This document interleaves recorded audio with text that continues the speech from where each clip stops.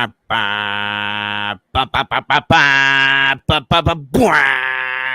is happening, you guys? And welcome to another episode of the Fins Tailgate. I am your host, El Capitan. Tonight, guys, we're going to go over all of the stuff from OTAs. Lots of good stuff coming out. I was on a space earlier with Travis Wingfield and Seth Levitt. OJ was on there a little bit. Got to chop it up with those guys. I asked a good question of Travis, and he threw a name in there that, not that I didn't consider, but somebody I didn't think about, and something, a little bit of a nugget. I'll be sure to tell you guys all about it here directly. But guys, make sure you're hitting that like button on the way in. Sorry about yesterday with TMI. El Capitan dropped the ball. I was just burnt out, guys. You know, I got work all day, doing this at night. I'm burning, they say burning the candle at both ends. I done threw it in the bonfire. I'm burnt out, and but I will continue to do everything I can to bring you guys great content. And Tonk is going to reschedule either Friday or maybe Saturday. We'll see. Trying to figure out a way to get his show in there for this week. And everybody loves TMI, and then tomorrow night we have color. So make sure you guys catch Tuesday nights. Typically Tonk 7 TMI Tuesdays on. And then on Thursdays we got color commentary. And then Saturdays, as you guys know, Ali has his show. And every other night of the week, you can catch me, El Capitan. Cash App, Venmo, the Fins Tailgate help support the show and the channel. You can also get in the link in the description below for Fanatics. Help support the show buying some stuff from Fanatics, or our gear is available in there as well. So, guys, thank you for everyone coming in here nice and early. I really appreciate it. Iceman, Ali, California, John, what's up? Most, Andres, what's good? Batman, what's happening, buddy? Cracking up a cold one, are you? Let's go. California, Von Joe, getting turned, was good. Jimmy, what's good, brother? All right, guys. So lots of good stuff coming out from the Dolphins through OTAs. The guys are all in the building. Coaches releasing some media stuff. Mike McDaniels had his media availability the other day. We'll dive into that. Also, a lot of the players did their media availability. That was dope. But today, earlier when I was on Twitter and I got my chance to speak, I asked them about this wide receiving unit. And I said, Travis, there's such a great wide receiver unit. How are they gonna keep all these guys? Are they gonna keep 6 or 7? Travis was wondering if they'd only keep 5, and that they might even, because this is a run-heavy offense, which I've said from the beginning, that they might keep more running backs than wide receivers, which is crazy to think. And I was like, wow, man. And I said, well, if they do keep 6 and they do keep that extra man or whatever, who do you think that guy would be? And I said to him, I think that Craycraft is the dude that might edge it out. And he said, keep your eye on Trent Sherfield.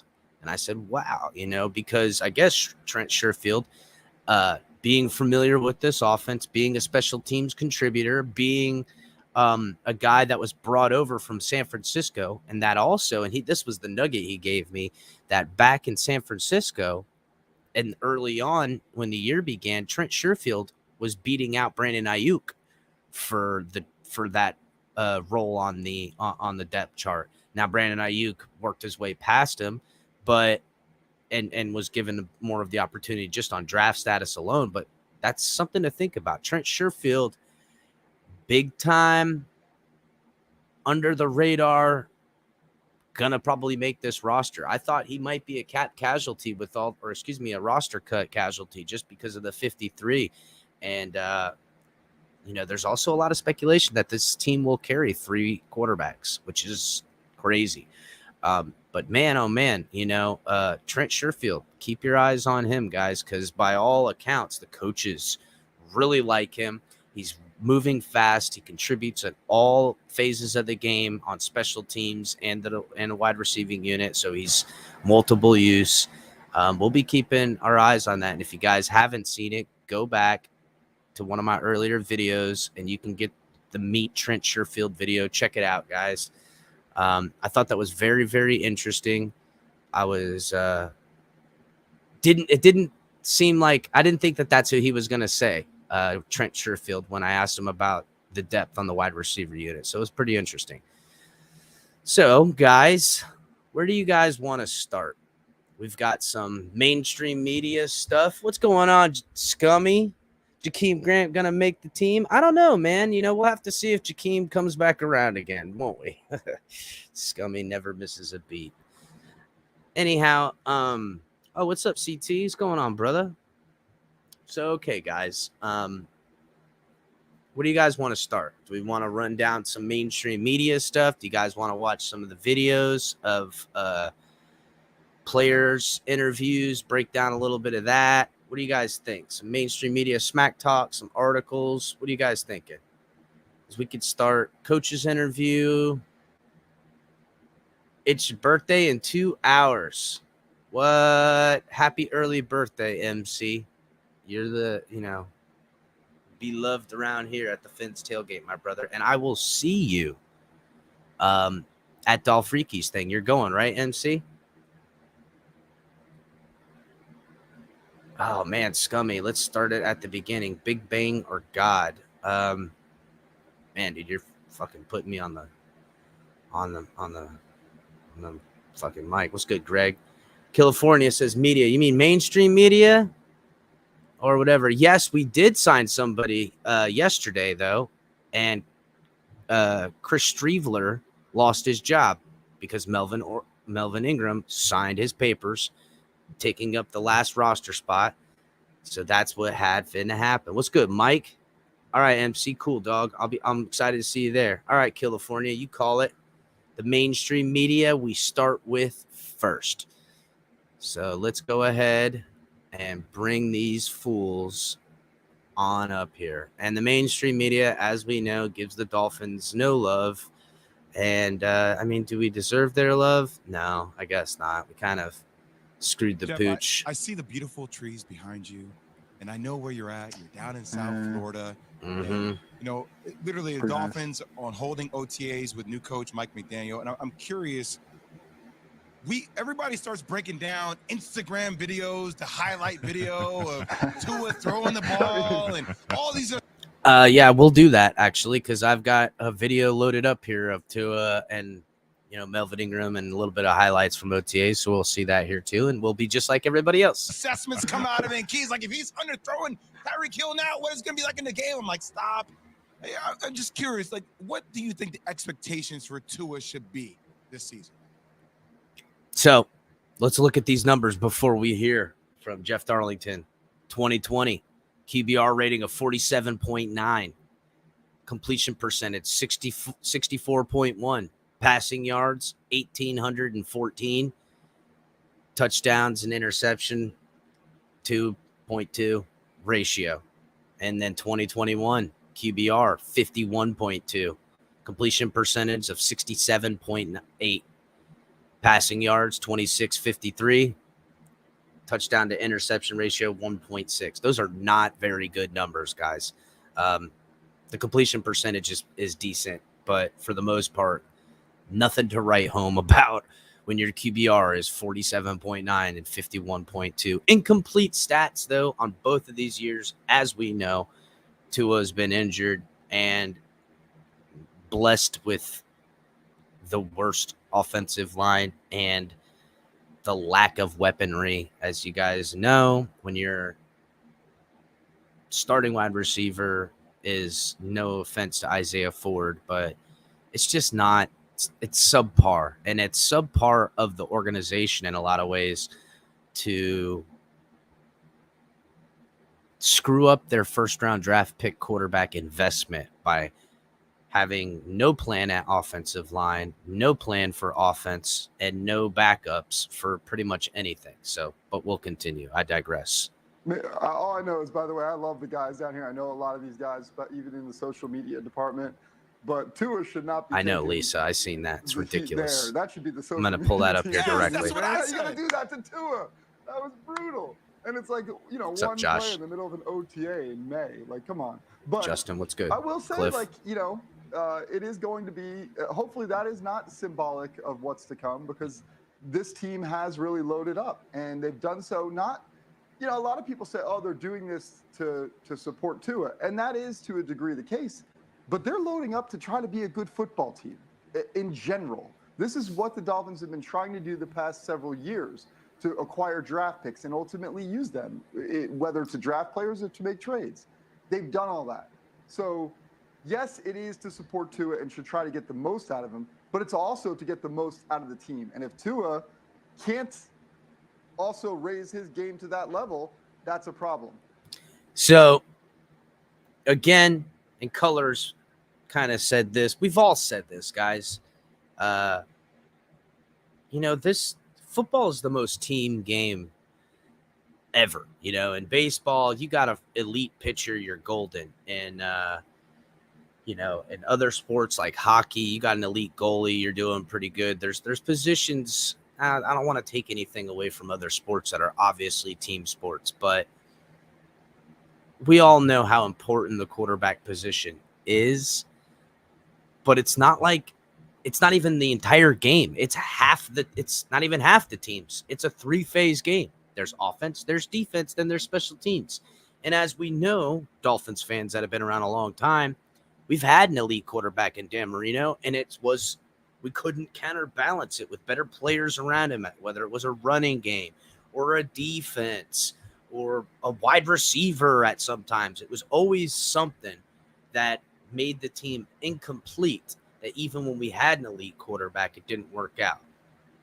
Now, Chris Greer and Miami Dolphins upper management and staff have done by far the most amazing job I've seen from top to bottom, bringing in talent. So much so that I'm literally started the show with, I don't know who's wide receiver number 6, because it could be anybody, any one of these several names, and it could be none of them, because it could be one of these rookies that I don't know. You know what I'm saying? I mean, it's just an amazing point where last year, Preston Williams is written in with marker, and we're all projecting this is a year Preston Williams going to get a lot. Not too dissimilar from Lynn Bowden Jr. right now, but if Lynn Bowden doesn't make this football team, it's not going to break this football team. You know what I'm saying? It's just such a healthy, I don't know, it's such a healthy roster. It's just such an amazing thing. Right here, they got the offseason moves, notable additions. It says, you know, Tyreek Hill, Chase Edmonds, Teron Armstead, all knocked out of the park, if you ask me. We had problems in our running back room with just consistency. We had problems in our wide receiver room outside of having, you know, Jalen Waddle do everything. And the most problematic unit of all on our team was the offensive line, Teron Armstead. That took care of 3 things. On defense, mind you, Xavier Howard, the most important part of our defense, and 1A, 1B of Emmanuel Ogbah, they re-signed both those guys while bringing in new head coach Mike McDaniel. So this is it's a turnaround for this team, as everybody knows. But I think that we will finally find out once and for all what Tua's potential is, and there are people in that building who believe that his potential will be enough for a playoff team. Well, see, you know, Jeff, the thing is I think there's an opportunity there to make the playoffs. They have some players on the offensive side. The defense was solid, but the defense was solid under Brian Flores. Brian Flores is no longer there. Go ahead, Keyshawn. Talk your shit. We know you want to. Especially on both sides of the ball with the coordinators. I think, though, when you look at this thing with Tua, this is an audition. You're down there. This is an audition period, much like you said, for Tua, because next year's crop of players that are coming out are pretty decent. You know, I can't help but when I hear Keyshawn Johnson's voice think Jets. Like, that's all he thinks about. Like, and he says that he doesn't and that he's not gangrene, but I don't care what he says. I know he's biased and still loves the Jets. It's just too obvious. Now, he's not wrong in what he's saying here, guys. He's really not.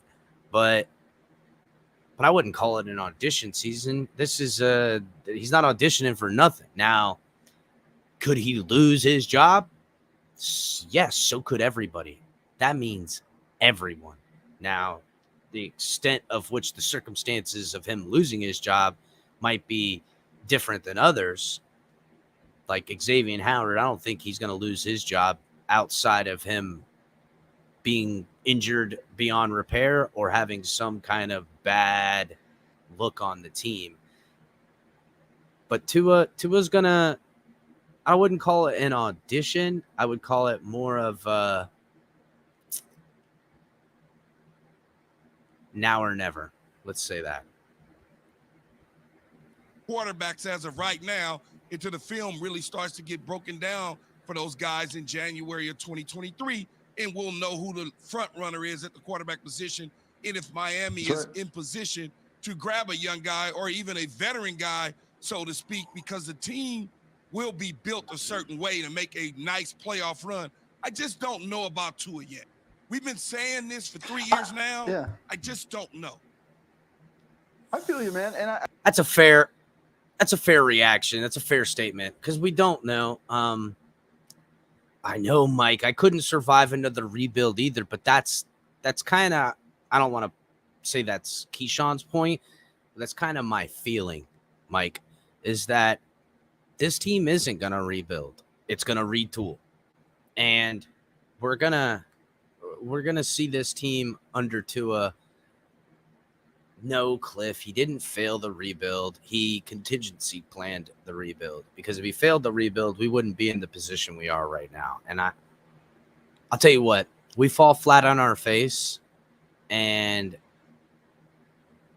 we ride a fourth year with Tua and, don't use those 2 picks to go get a veteran quarterback or draft, the best quarterback we think is best for the Dolphins next year, then I'll really start to question Chris Grier. Up until that point, Chris Grier's got this year and next year with me, bro. He's not a failure until however we look at going into 2024. He's got all of 2022 and all of 2023 in my eyes by everything that he's done with the team. So he failed. He had to make the playoffs last year. I don't see how that. I don't think so, Cliff. I don't think last year was the make the playoff year, because the first year was burn the team to the ground. Then it was bring in the injured quarterback and let him sit. I mean, yeah, maybe in some ways, but that failure fell on the coaching staff. I don't think so, Cliff. I disagree. Chris Grier to me is if we got rid of Chris Grier and Flores, we would be rebuilding right now, bro. That's not what you guys want. It's not what I wanted. So we'd be rebuilding right now. Probably wouldn't get Tyreek Hill in here right now. Who knows what direction this team would be going? Be rebuilding our defense rather than doing our offense. Who the fuck knows? I think that if you're a Dolphins fan, is the nice part of this. Even if you're a hardcore Tua supporter, you can at least look at this and say, the good news is we got 2 first-round picks next year. So they got the ammunition. And basically, there's where Jeff's wrong. A hardcore Tua supporter wouldn't say we got 2 first-round picks next year. A hardcore Tua supporter saying get rid of those 2-round picks next year and go get other players this year so Tua doesn't fail no matter what. That's what a hardcore Tua supporter would say. So you're sitting here, you're saying, okay, we're going to build a team that supports our quarterback and find out what he has. But if he doesn't have it, we still are in a good enough situation to be able to have basically a plug-and-play roster for a really good quarterback to come into. And that, to me, if you're an organization, that's the position that you want to be in. You can go ride or die with your quarterback, but if it's the latter and it's death, at least you got to be ready to bring somebody in and fill that spot. Especially, you probably started the death on Instagram by showing Tua talking about a little underthrowing Tyreek Hill, not exactly the situation God, so when it comes stupid. to the Miami Dolphins. Leave this man alone. God, bro. Ridiculousness with the fucking whole deal. Cliff, 20 years, Grier hasn't contributed everything. 20 years, Grier hasn't been in charge of everything. He's been a scout most of that time.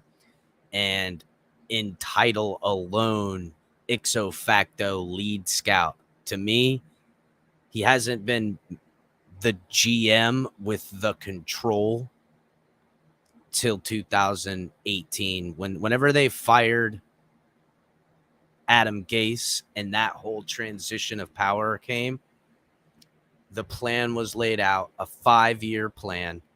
And that's how that ever since then, Chris Greer has been El Jefe in this month. So that's where we sit. He's not a terrible scout, man. He's not a terrible scout. He's a great scout. All right, let's bring up the next video from Good Morning Football, guys. All right, Cliff, you're right. He's just a loser. The whole fucking team sucks. You're right, Cliff. We shouldn't even watch this team. We should just stop watching this team. We shouldn't even watch football. Now that you say that, we should just give up. Let's lay down and just take a beating. Let's just do that. Let's just do nothing. Let's quit. Let's be a bunch of losers and quitters, Cliff. Let's do that. James Slater here with Kyle Brandt, Mike Robb, and Peter Schrager. And Mike Robb, how about those opening credits? We made it. But for people asking, we're just substitute teachers. We're hired temps for the week. We made it, but I call my mama anyway and say, Mom, turn to the NFL Network. I'm on TV. Yeah. Yes. Yay. I'm glad I got this whole spiel. All right, well, time for the lead block. No, Cliff, let's not hire competent people. Let's just, lay down and take a beating. There's a new head coach, new star wide receiver, and plenty of reasons for Dolphin fans to be excited. Our own Cameron Wolf has the latest. It's only May, but my main observation from Dolphins OTAs is that Tyreek Hill and Jalen Waddle are going to be as good as advertised together. Yeah, boy. And that was the common theme coming out of the OTAs from writers, from people in the building, from all over, that Jalen Waddle and Tyreek Hill on the field at the same time is something to behold. We're going to be seeing these guys. You're not going to be able to tell one from the other. Well, maybe you will, because there's a little size difference. But I'm talking if you just had to see the blurs moving around, they're so fast. Coordinators not sleep Saturdays. They're just going to be up all night Saturday night. They're going to be every defensive coordinator we're going to look at that we're going against have bags under their eyes, be looking all burnt out because they don't know what the hell they're going to be doing to guard these guys. They just ain't got enough. I watched an 11-on-11 drills as they took turns, streaking open across the field for explosive plays. Now, Hill and Waddle have already proclaimed they're going to race for that fastest man title this offseason. Raheem Mostert's going to want in on it too once he gets fully healthy, which should be closer to week 1. Now, Dolphins coach Mike McDaniel said, I don't want to see Raheem Mostert in the race, personally. I want Raheem Mostert to not be dicking about. I want him healthy because he's, to me, really important in the latter part of the season with his speed and running ability being effective on pushing this team to the wins past mid-season, getting us into the playoffs. Tell them not to race. We also know that each time multiple players at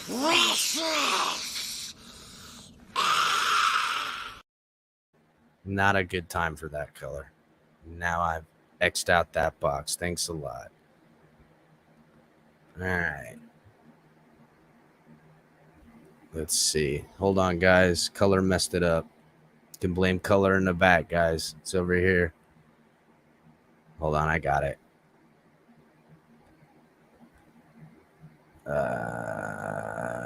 Boom. All right. And 22 miles per hour this offseason. Regardless of whoever wins that big race, the biggest victor is quarterback Tua Tagovailoa. There's been some criticism on Tua's arm strength this offseason, but I watched all we need is a Mark Sanchez effort. Tuesday, including one on the money, 40 yards down the field to Preston Williams. Thanks, Cam. All right, so when it comes to 2022 Dolphins, we found ourselves here at the breakfast table asking ourselves, all right, who's the biggest X factor? Is it Tua Tagovailoa or is it his new head coach, Mike McDaniels? Peter, why don't you get this discussion going for us? All right, guys, before we hear from these guys, who is the biggest X factor on this team? Is it Tua or is it Mike McDaniel? I mean, what is the big X factor on the offense making it move? To me, it's got to be Mike McDaniel, not Tua, because Mike McDaniel's got to know where his quarterback's limitations are. Now, by all accounts, Tua hasn't shown limitations. And according to our offensive coordinator, Frank Smith, he's proven to them that not only can he do what they're asking, but he's showing them routes that he believes that also could be put into the game plan. So if Tua can put the ball all over on the field, I don't see any reason why we should concern ourselves with what can be able to be done. To me, it's where Tua, where are you as a head coach and offensive coordinator are asking your quarterback to do things that you know is going to be outside of the realm of what you want to see on the field, you know? And what I mean by that is you're not going to ask Tua to throw across his body down the field, putting it into a small window. You need to scheme up what's proper for him. And this run game is everything to that.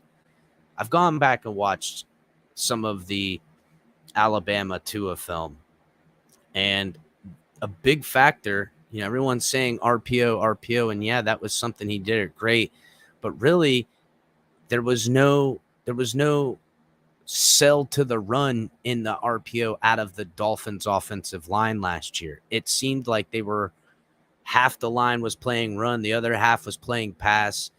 It just didn't look right. They needed to change their blocking scheme, and they need to make sure that they're going to be putting the ball in the hands of these running backs in situations at times just to set up the proper passing formation and dissect the defense they're going against. One hand has to wash the other, guys, out of this system, where it's going to look like a run and Pullo's going to pull it back and dart the ball right over the middle and have blockers out in front, screens, big things like that. So there's a lot that comes into play. And if we don't, I don't know.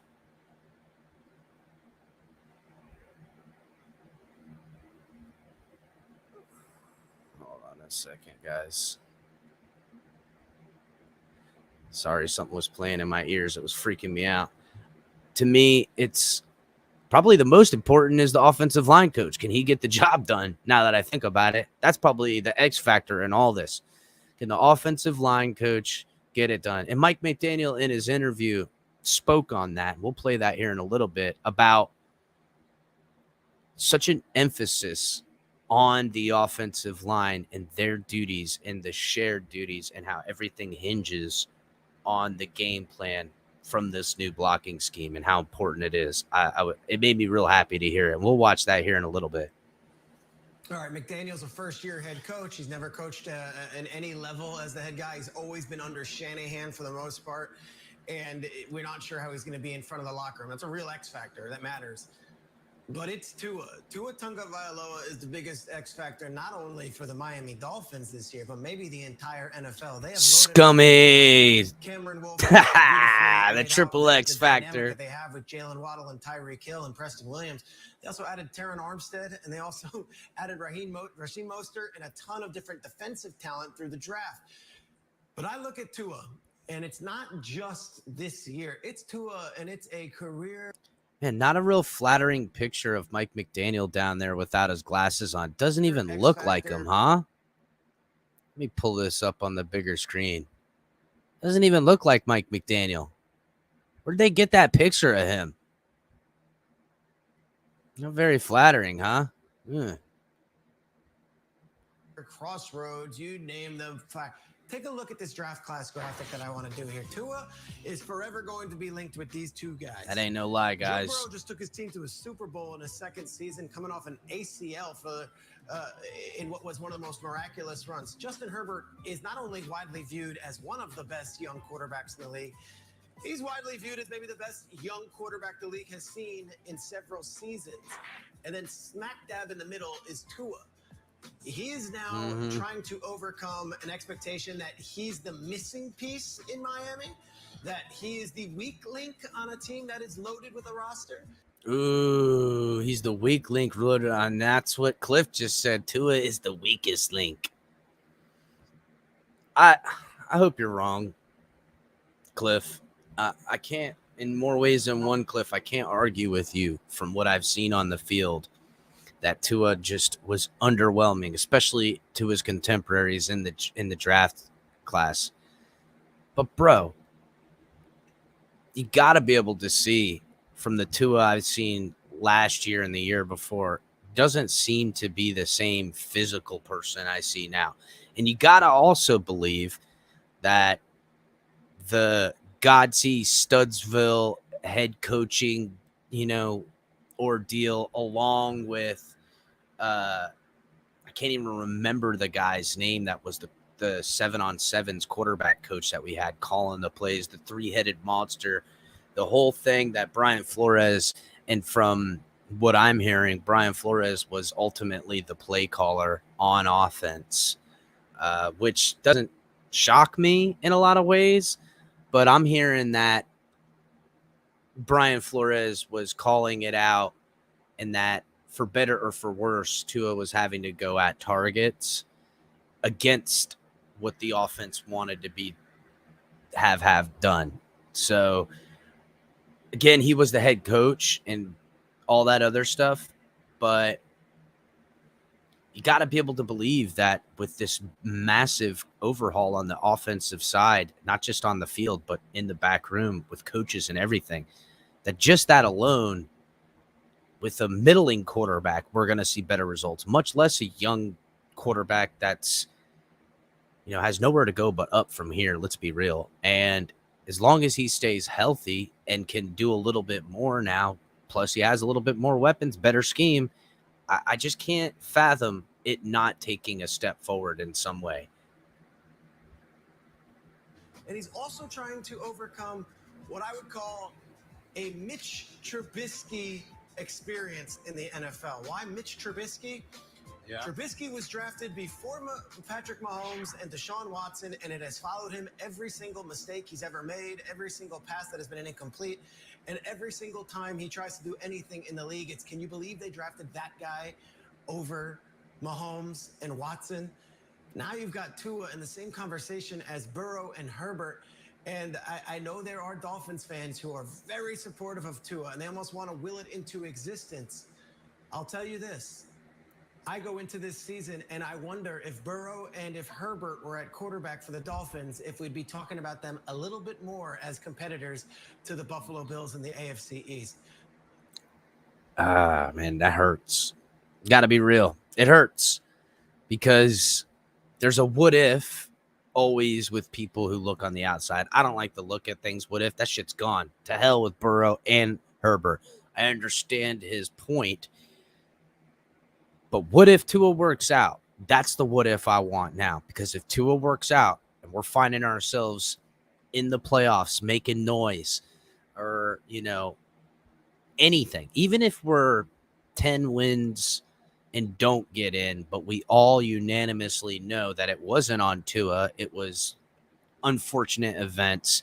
But we see a Tua that we can believe in as a franchise. And most importantly, not what I or any of us think, but the franchise itself knows that, hey, we can win with this kid. Imagine us making 2 first-round picks next year to add to this football team. Now, I don't know what that would be. Maybe it'd be the best, depending on if it's a top 10 pick, maybe get the best freaking wide receiver. They're expensive as shit these days.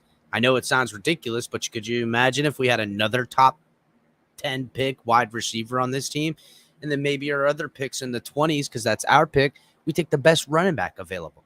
Do you imagine putting another top running back and a top wide receiver next year on this offensive squad right now? Or take another tackle or a top center or something. You add more to this offensive firepower, and that's what I want to. That's the world I want to live in, where we're using our picks next year to not just, give us more weapons, but to build the foundation more for a hopeful dynasty of some sort of us just being relevant in Miami. This is bullshit. Our hockey team's getting it done. Our basketball team's getting it done. It's high time our motherfucking football team gets it done. I don't want to swear about it, but damn it, boys. I love basketball, watching it some. My wife and I enjoy the games. Shout out to the Heat kicking the Celtics ass the other day. They're going to kick their ass again. We're on our way to the finals. Shout out to the friggin' Panthers getting there done.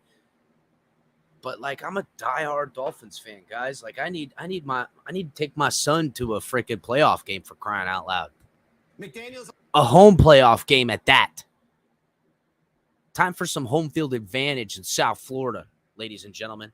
A wild card. We don't know. Tua is the X factor. If this guy delivers, not only will this team be relevant come January, but he's going to slay dragons and be able to say, yeah, I do belong. And Burrow and Herbert, they're good quarterbacks too, but I'm right there in there with the conversation.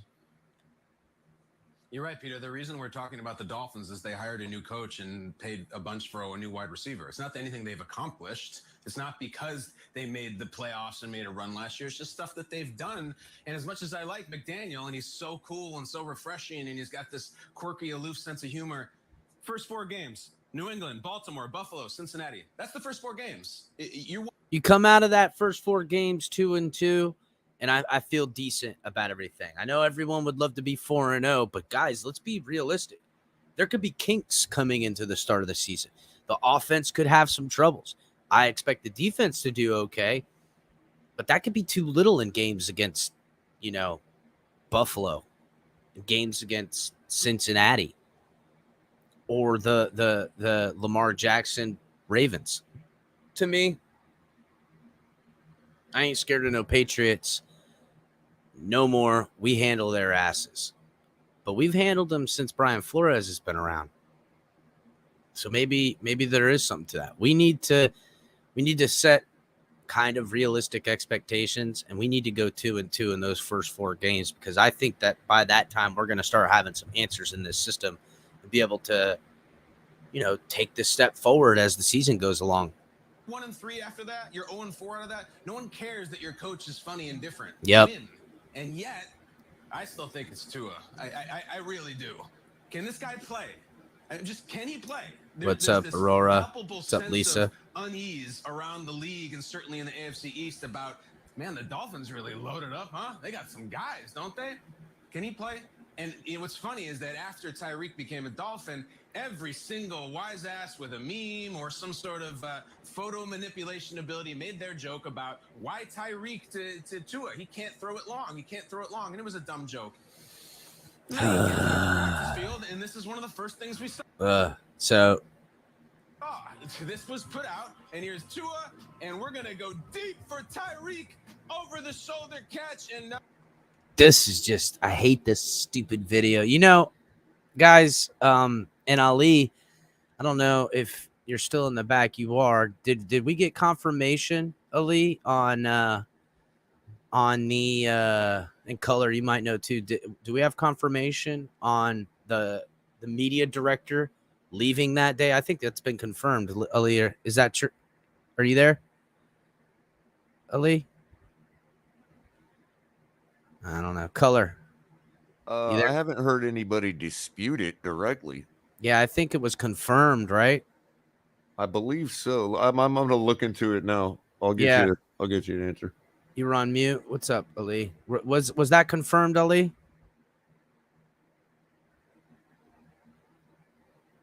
You're still on mute, Ali. I don't know what's going on here. Can you hear me a little bit better now? Yeah. What's up? Was that confirmed? It hasn't been confirmed yet. I'll double check it right now. I will say whatever they changed, the videos look better than that one video. Yeah, they seem to be a little bit more crafted, don't they? Yeah, it seems like since they did that video and everyone, shit the bed pretty much, excuse my language, the videos seem to be more in a positive direction, I would say. Yeah, I agree. All right, we'll continue watching here. Yeah, I want to say there might have been, and I speculated at the time in joking manner that maybe the media team hired by Flores might have an axe to grind, but that guy leaving for a job that day, just a kind of a dick move on the way out. If that was what really happened. No, he stops and fair catches it. Now, listen, maybe you give the Dolphins a pass. Maybe they're soft tossing a little bit, no pads, and maybe the next 3 that Tua threw to Tyreek were perfect in stride 70-yard bombs. We don't know. But believe me, this blew up again, and people saying, told you so, told you so. That is not in a game. That is not their opener against New England. And maybe that's not how it's going to go. Or maybe it is. I would just ask this, coach or quarterback, what's more important? A brilliant chef with crappy food, or someone who's never really cooked much and has an amazing piece of steak or fish or anything? I think it's the Wow, Kyle Brandt with the freaking awesome metaphor right there. That's pretty smart. That's a pretty smart way to look at it. You could have really great food and cook it badly and it still tastes pretty good, but you could have a terrible chef and have all the best food in the world and still make jack shit. Pretty smart. the food. You could pull somebody off the street and say, here's some salt and here's a Bunsen burner and a nice piece of salmon, and it would taste good. But if that food is garbage, I don't care if it's Emeril Lagasse meets Bobby Flay and the head coach that we got in Miami right now is Don Shula versus Tom Landry. It's not going to work. I think. Yeah, I don't know that. And at the same time, I seen this chef on YouTube take some ramen and a piece of chicken and what spices he had, and he freaking churched that shit up nice, boy. He made it look good. It is Tua. Mike McDaniel might be the next best thing. If Tua can't play, he ain't going to be there as long as McDaniel is. KB. I'll disagree with him on that, on Kyle Brandt, that if Tua doesn't work out this year, and say if this team moves off of Tua, there might be a chance where this team also moves off of Mike McDaniel. Now, I'm only saying that because I think of somebody that the Dolphins were already interested in. You guys know who I'm talking about, Sean Payton. There's a chance that card might still be on the table if they let go of Tua. They might let go of that. So, just thinking. You know, I'm glad you put that video up there because I was upset that people were just so critical of Tua. Talk about it, video, guys. Let's talk about, you know, at a National Football League practice, when guys are wearing hats, yep. When your receiver has on shorts, you can see guys drinking water in the background. And sneakers. That was a walk-through period. So it's very unfair to everybody on the Miami Dolphins team to use that video to judge their quarterback. That's number one. Number two, this team went 9-8 last year. Yep. Amongst all the issues, all Brian Flores lawsuit, amongst, you know, all the things that went on with this organization, they went 9-8 last year. Tua is 13-8 as a starter. That's the stat I hate the most, guys. The 13-8 as a starter stat. I know a lot of people like it, and I know the Tuaneers love the champion. 13-8 as a starter. He's got a winning record as an NFL player. It's just, guys, that's not, I don't know, like, I get what you're saying, and I get that the team, all that stuff, had a winning record last year. To me, we would know exactly how many games he would win and lose if he wasn't ever injured. Year one, I gave him his break. Year two, I give him kind of a break now. I didn't give him so much of a break then because I know he got banged on his ribs and he was hurt. I do give him somewhat of a break because I do buy into more of the narrative that Flores held him out of some games in which he probably could have played in. Look no further than the Baltimore game. But I don't know, man. I don't like the win-loss stat, like all automatically. That's the ratio forever. I think he could perform better than 13-8 if you want to be real of what I'm saying. I think with this team and this offensive coaching staff, I expect a better performance of 13-8. I expect winning seasons out of this football team from now into the foreseeable future with the money they spent, with the ask of the sacrifice from us fans. We were asked to do. It was all known. We were stripping this bitch down to the studs and going to build it up. We have sacrificed, Dolphin fans, and we deserve to have some reward. And that's good, relevant football where us Dolphin fans can say, you guys think the Dolphins were going to be bad and we beating your ass. I want a little shit talking in my life. Bring it, please. So we got to give him credit somewhere. You got to say, okay, he is a capable quarterback in the National Football League. You got to start there because his record says he is 13 and 8. All right. To me, the X factor is Coach McDaniels, right? It has to be Coach McDaniels because it's on him to put Tua in this offense in the right situations. It's on him to. Imagine that. The ex-player agrees with what I'm saying, is that it's more on the coach because it's up to him to know his quarterback and know what he can and can't do and coach him up to do the things he can't do better and then not ask him to do those things in game time situations outside of a must be where, the ideology of this offense is different. Look at fucking Jimmy G, guys. Just look at it. He's not the worst quarterback, but he certainly ain't something to freaking crow about either. He's not, he's not the end all be all in quarterback position. Nobody's freaking crowing about him. Oh, this is just these are rubber bullets, right? For crowd control. They're hard rubber bullets, but listen, these boys ain't made out of crows. So these guys ain't made out of crows, and it's nothing to crow about. Let's continue with the video. To put Tua in this offense, in the right passing principles to utilize all the speed on the outside. When you have a guy like Tyreek Hill on the outside and you have a guy like Jalen Waddle on the outside, it's so much speed on an offense. Just lining up, a defense already takes 2 or 3 more steps back. Just lining up. On 1st and 10, a defense is already going to give you an extra 2 or 3 yards because of that. And I would ask this, and this. That's right, guys. And they're going to give you, when they think you're passing, a little bit of cushion. In which case, if the down and distance allows it, you'll run the ball. And when you've run the ball and forced them to put extra in the box, you'll fake that run and find your one-on-one matchups to expose or your open man. And when they're an elite defense and they're all over the place, you dictate to them by feeling them out. You find the weak link and you expose it. And that's what a great coach is going to do. And another big thing, guys, everyone remembers we came out of games and out of the first half hot a lot of times. If we had the ball, we scored on those drives early. Then we throttled back. That shit is gone. No more are we going, okay, we've got the lead, play safe ball. Let's try to win the position battle with our defense. That's what it was. That was our ideology last year. Long gone is that. Now, we try to freaking jack up points on these guys. You heard Mike McDaniel early in the year. These guys want to get those bonus money. We want to have fantasy teams, and we want the individual player awards and accolades that players get by Pro Bowls, All Pros. That's how our head coach now measures his success. And that's a great thing. This is a rhetorical question to everybody out here. I don't need any answer. I'm going to answer it. Does the stat sheet matter? Does the stat sheet care if an 83-yard touchdown is an 83-yard pass in the air touchdown or 83-yard RPO, 5-yard pass from Tua to Tyreek Hill or Jalen Waddle, and those guys go 78 yards? There is no difference in the stat sheet. There is no difference. When you look at Tua as a quarterback, no.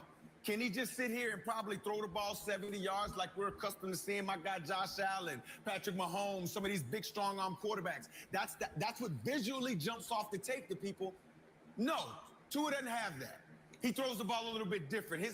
His gifts. I hope Tua figures out a way to put 70-yard rockets over this year and next, so then everyone knows, hey, Tua can't throw the long ball like that, and then he does. That would be pretty fucking dope. Are a little bit different. He's more on that Chad Pennington type of mode where the ball is catchable. It's about timing. It's about all those types of things. So I would say we need to kind of pump the brakes on our assessment of Tua. Just right now, he has the weapons on the outside. Those weapons on the outside are going to add space to this offense. The running backs are going to see a benefit. And Coach Mike McDaniels, he has to call a game that utilizes all of those guys on offense and utilizes the strength of his quarterback. So the X factor is Coach McDaniels. Yes, Tua should be the benefit from Coach McDaniels being a good X factor. That's right. Coach is going to have to figure out a way to know the defense he's going against, know how to implement the run, know where to get the space for his wide receivers, game plan it properly, and then allow the game to play into our hand on offense. Let's start dictating some shit around here, not letting guys tee off on our quarterback. Long gone is Jesse Davis on the ground rolling around like a turtle on its back while Tua is scrambling around for his life. I mean, please, just no more of that, man. I don't want to see that because I don't want to sit here and us be in the playoffs or out of the playoffs or whatever going, well, if we had this, then Tua would be better. I don't want to play that game. I played that with Tannehill, guys. I'm not about it. I don't want that game. I want to know, is this guy going to work or not? And if he doesn't work, then we'll cross that bridge. If he does, great. If it's something else, I'd like to see that. You know, if it's, hey, we screwed up on the right tackle position, we need to get a right tackle, then at least we know the quarterback's good. Take one of those first-round picks and get the best fucking right tackle in the draft next year, please. Yeah, I go to what Mike McDaniel was able to do with Jimmy G, and say what you will about him as a quarterback, but the fact that he was injured last year and they got within moments of being able to go to Super Bowl, I think was a big deal, and you have to put a lot of that on Mike McDaniel. But I also think it's not just Mike McDaniel, but the coaching staff as a whole. I mean, you brought this up, I think the last time I'd filled in on one of these shows, and I thought it was a really great segment, Peter, so credit to you. You talked about all the instability that he had amongst the coaches and specifically the OCs. Now he's got Frank Smith in there. Yeah. Obviously, the wide receivers have got Wes Welker. You've got Mike McDaniel, who's a bit of an offensive mastermind. And when you listen to some of these guys talk to Mike, it sounds like they have a lot of confidence in him. The confidence of the players are coming up. So I think that there's a reason you tanked for Tua. Tua, I think, is a good quarterback, but you also need a great coach to bring out the greatness in some of these QBs. And I think from... Yeah, the biggest flub to Cliff's point, buddy, of Chris Grier, the one thing I will say is he didn't take care of his investment on the offense, and that includes Austin Jackson and Tua with those picks, because inferior coaching staff, and listen, if Brian Flores was difficult to work with and they realized that, and there wasn't, he wasn't bringing in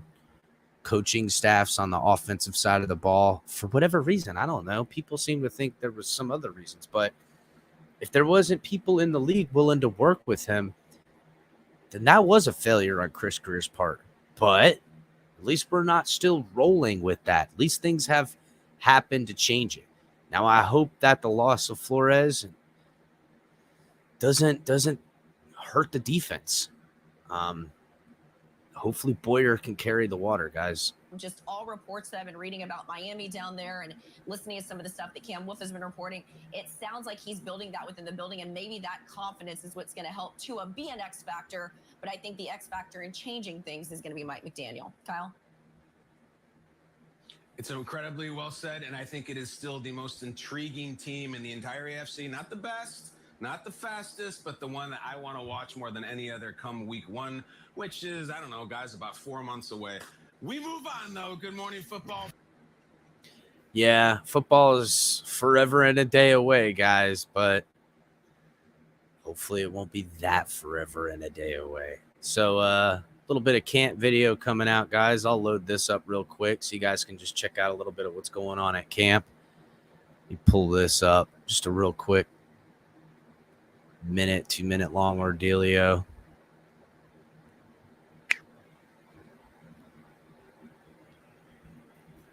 Hey, how y'all doing? This is Melvin Ingram, a.k.a. King Mel. Excited to be in the building. Excited to work. Y'all really think this dude faster than me, bro? Of course. Y'all really think this dude faster than me, man? Come on, man. You see these feet? Dude not faster than me, man. Tyreek talking shit to Raheem, boy. Talking at him while you're on the mill. Look at the head. Hey guys, it's Sony Michelle checking in. Just signed my contract, ready to get to work. Fins up. This is Skylar Thompson, quarterback. I'm so excited to be here in Miami. I just touched down for the first time. So grateful for this opportunity. I can't wait to get engaged, to get to meet you guys, and ultimately just go win some games. What's up, y'all? It's Eric Zakama, wide receiver. Just touched down in 305. Excited to get to work. Fins up. What's up, Dolphin fans? It's Cameron Good. Just got to Miami. Glad to be here, ready to work. Let's go. Yeah, that was a little bit less than I anticipated, but so, all right, guys, let's go ahead and start getting to some of these media availabilities. We'll also take a look at the Nick Needham thing that they had from the Fish Tank. Guys, if you're not listening to the Fish Tank on the podcast network, any of the places you can get your podcast, make sure you're tuning into those guys. They do great work. Shout out to Juice Man, OJ, and Seth Levitt, who get those interviews for the Dolphins. Awesome stuff. Let's go ahead and we'll watch. Let's do the coach media availability. Then we'll watch the Fish Tank episode, and then we'll go through the OTAs with Dolphins today. And then we'll start watching all the player interviews. We've got Liam Eichenberg, Sony Michelle, River Craycraft, Nick Needham, Jerome Baker, and then we have a UFO sighting of Nick Needham, which I'm pulling for Nick Needham, guys. Or excuse me, Noah Igbenogany. Sorry, we have a UFO sighting of Noah Igbenogany. I'm seriously pulling for Noah.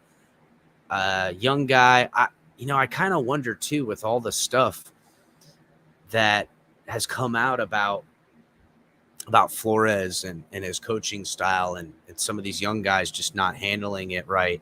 I wonder if Noah Igbenogany is one of these guys. I wonder if Noah felt or was kind of just put in the doghouse. I know Solomon Kinley was. For everyone who doesn't know, Solomon Kinley was pretty much put on ice all year last year. Showed up a little bit overweight and just completely. And Cliff, I think Noah is pretty obviously a pick that, whether it was Flores's pick or not, at the time, if you remember, there was contract dispute, and we weren't really certain if we were going to keep Xavier Howard.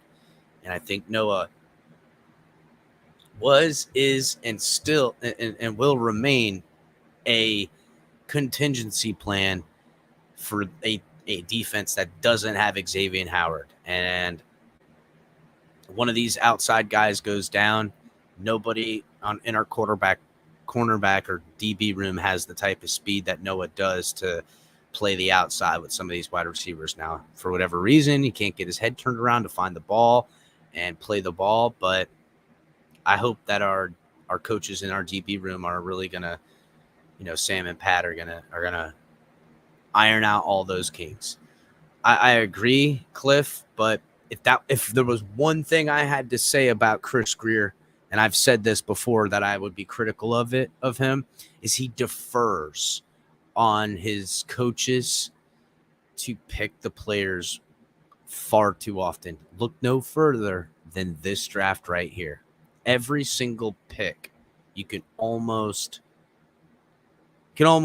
see exactly who on the coaching staff was championing this pick. You know what I'm saying? So I think Noah was a backup plan. But let's go ahead. And then I've got another mainstream media thing too. So let's go ahead and do media availability with head coach Mike McDrip, as everybody's calling him these days, because boy is straight swagged out. Not saying he's not responsible, Cliff. Just saying context, buddy. Context. Yeah. No, the Miami Dolphins truly appreciate you guys' support, but I'm going to have to call into question your priorities. We have 2 playoff games today. Okay, just making sure. I mean, OTAs are very important. I'm telling the players the same thing, but playoffs. Yeah. You guys got anything? We good? Yeah, I guess we could ask you about the 2 recent additions since the draft. With Sony, Coach, was the thinking and just you can't have enough quality backs, obviously, with Jason, Raheem, and Miles and Savon. And with Ingram, was there just a feel that another edge player could help for depth reasons? Well, the latter of the 2, I have not seen pen to paper yet. So just so everyone knows, this was from the other day because obviously Ingram hasn't signed at this point. KCL didn't pick up because that's what he's talking about. Ingram hasn't signed yet, so he's not necessarily talking about Ingram, which he did sign. As you guys just seen in the video, he was shouting it out. So we'll talk about our Dolphins players, but hopefully we'll be able to talk about him soon. Sony, you have an opportunity in the offseason to. Oh, and if you guys were all wondering if Mike McDaniel watches the show, I'm pretty sure this was him telling us that he watches the show, and I'll rewind it here real quick. Okay, just making sure. I mean, OTAs are very important. I'm telling the players the same thing, but playoffs. What's that? Yeah. Playoffs? Don't talk about you guys got playoffs? Anything? You kidding me? Playoffs? I just hope we can win a game. So, in case y'all didn't think that he's not watching or Dolphins ain't watching, they are. And in fact, I've been told quite a few times that they're watching. So one of these few people that are in the room tonight that are watching, make sure you guys are hitting the like button, please, and watching all the great content we have here on the Fins Tailgate. Tuesday nights, kicking it off with Tonk 7 TMI Tuesdays, live at 9. You'll actually catch the makeup episode later this week, hopefully. Thursday nights with color commentary. Every other night of the week, you got me, El Capitan, on there. Fins Tailgate, Cash App, the Fins Tailgate, Venmo, the Fins Tailgate. Help support the show. Fanatics, guys, help support the show. My gear, our gear, your gear. TFTG, get it how you live. And make sure Saturdays you guys are catching Ali as well. And exhale. And Savon, and with Ingram, was there just a feel that another edge player could help for depth reasons? Well, the latter of the 2, I have not seen pen to paper yet. Okay. So we'll talk about our Dolphins players. Did you guys just hopefully see that? We'll be able to talk about like he cast a spell on him soon. Sony, you have an opportunity in the offseason to add a player of his caliber, of his pedigree, just him as a human being and a multiple Super Bowl winner. That we jumped at the opportunity. His interests fit our interests, and competition for the Miami Dolphins is only a good thing. And I think one thing that's unique about that particular room is no one shies away from competition, and everybody in there is excited for the offense, for the opportunities, and wants the best man to win, and aren't backing away from that. And with Mostert, are all indications of his recovery suggesting that he should be ready for the start of the season? Do you feel good about that? I know his expectations are to play week 1, and we are not going to rush it. He's come too far to have a setback, so he's just diligently working day in, day out. But when he's ready, he'll be on the field for sure. What is something you want to instill or establish in your team at this early stage in OTAs? I think we've begun that process. There's 3 phases in the NFL offseason. Phase 1 is meeting room. We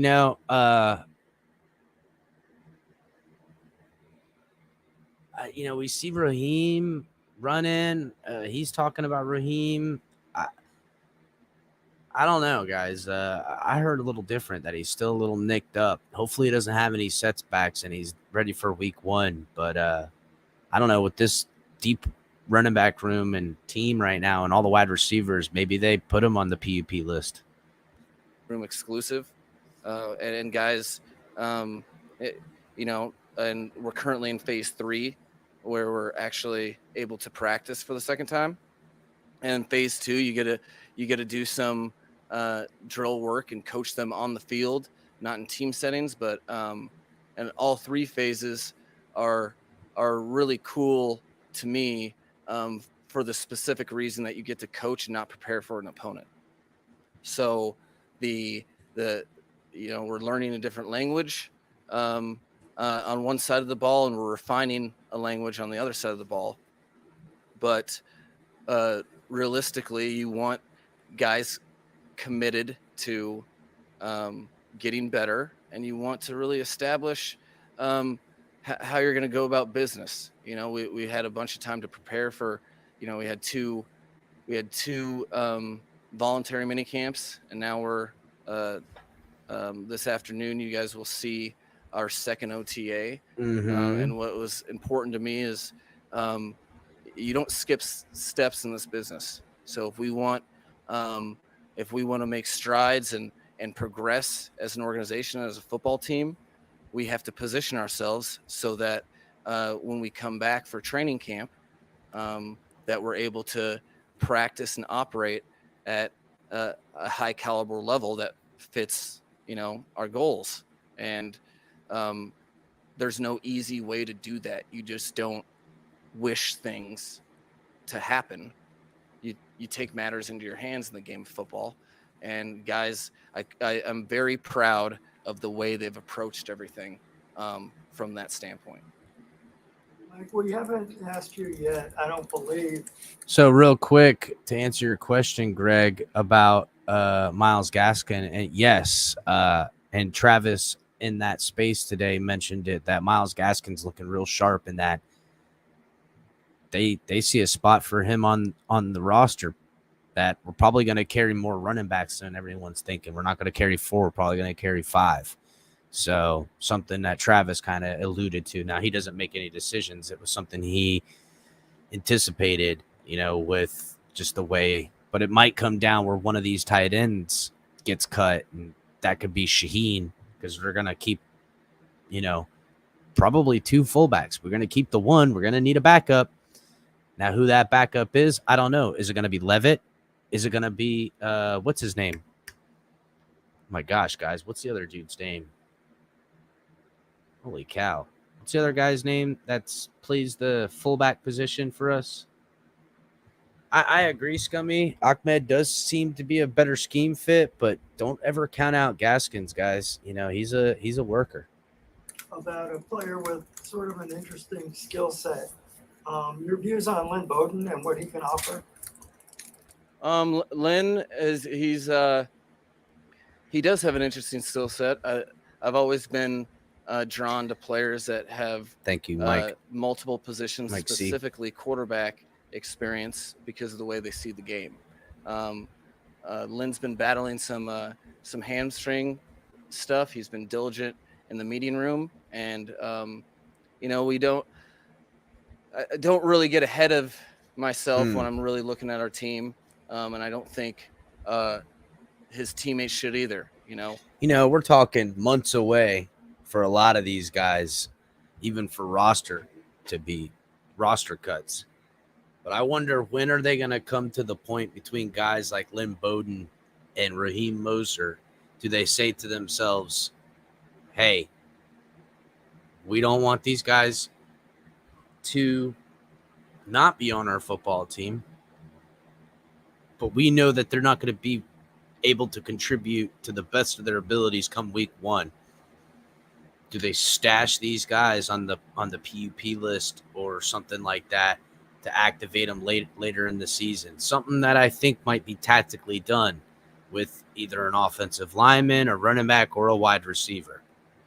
We'll know if Lynn's ready to contribute to team when he's on the field, and we're trying to get him there and he's making sure. I know he's making sure that he's prepared for his opportunity when he is healthy. I want to ask you about the offense in terms of what unit or what group is it the most difficult to sort of implement this offense, teach them what you want to do fundamentally in the core scheme? The most drastic disparity from, whatever you'd call, quote, traditional. You enter in when you're coaching players, you're very aware of their past coaching. You make yourself aware of that so that you can best articulate, hey, this is like this or this is not like this. The biggest disparity from a traditional standpoint is the offensive line, without a doubt.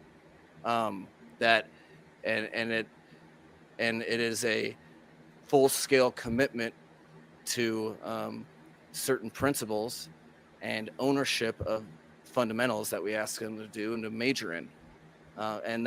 So as far as the off-season program is concerned, it's almost built for our offensive linemen in terms of how to approach things, because you need about 2 weeks of, an hour and a half or hour and 45-minute meetings, which is what phase one allows you to digest. Hey, we're asking you to run off the ball. We're asking you to have these landmarks. We're asking you not to hesitate. Mm-hmm.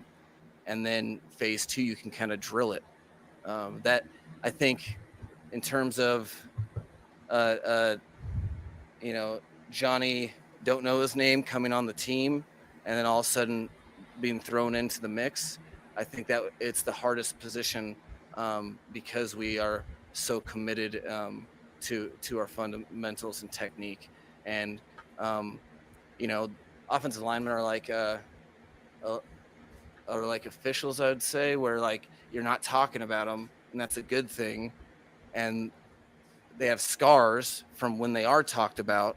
So to get them to just let go and let all that stuff, let the past be the past and move forward is the most deliberate and intentional thing that as a coaching staff we have to do.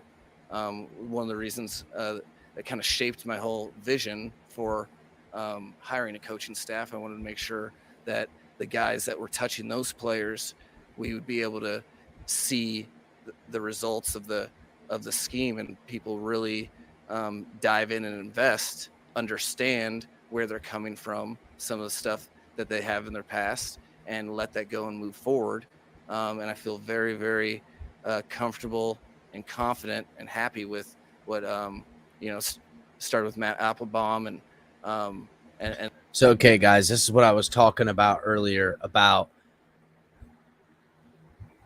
one of the things I love the most about Mike McDaniel's scheme bringing in and his follow through of how he wants to make certain this scheme he's bringing in is going to work.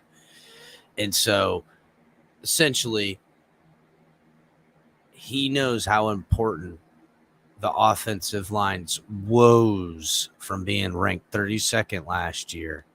First of all, it can't go nowhere but up. And after putting Armstead on alone, talent, done. But he understands this zone blocking scheme, the running, what he needs, the coaching, making sure these guys are in their landmarks, out in front, put in the right places, doing their jobs properly, how important that is. And then the routine of it.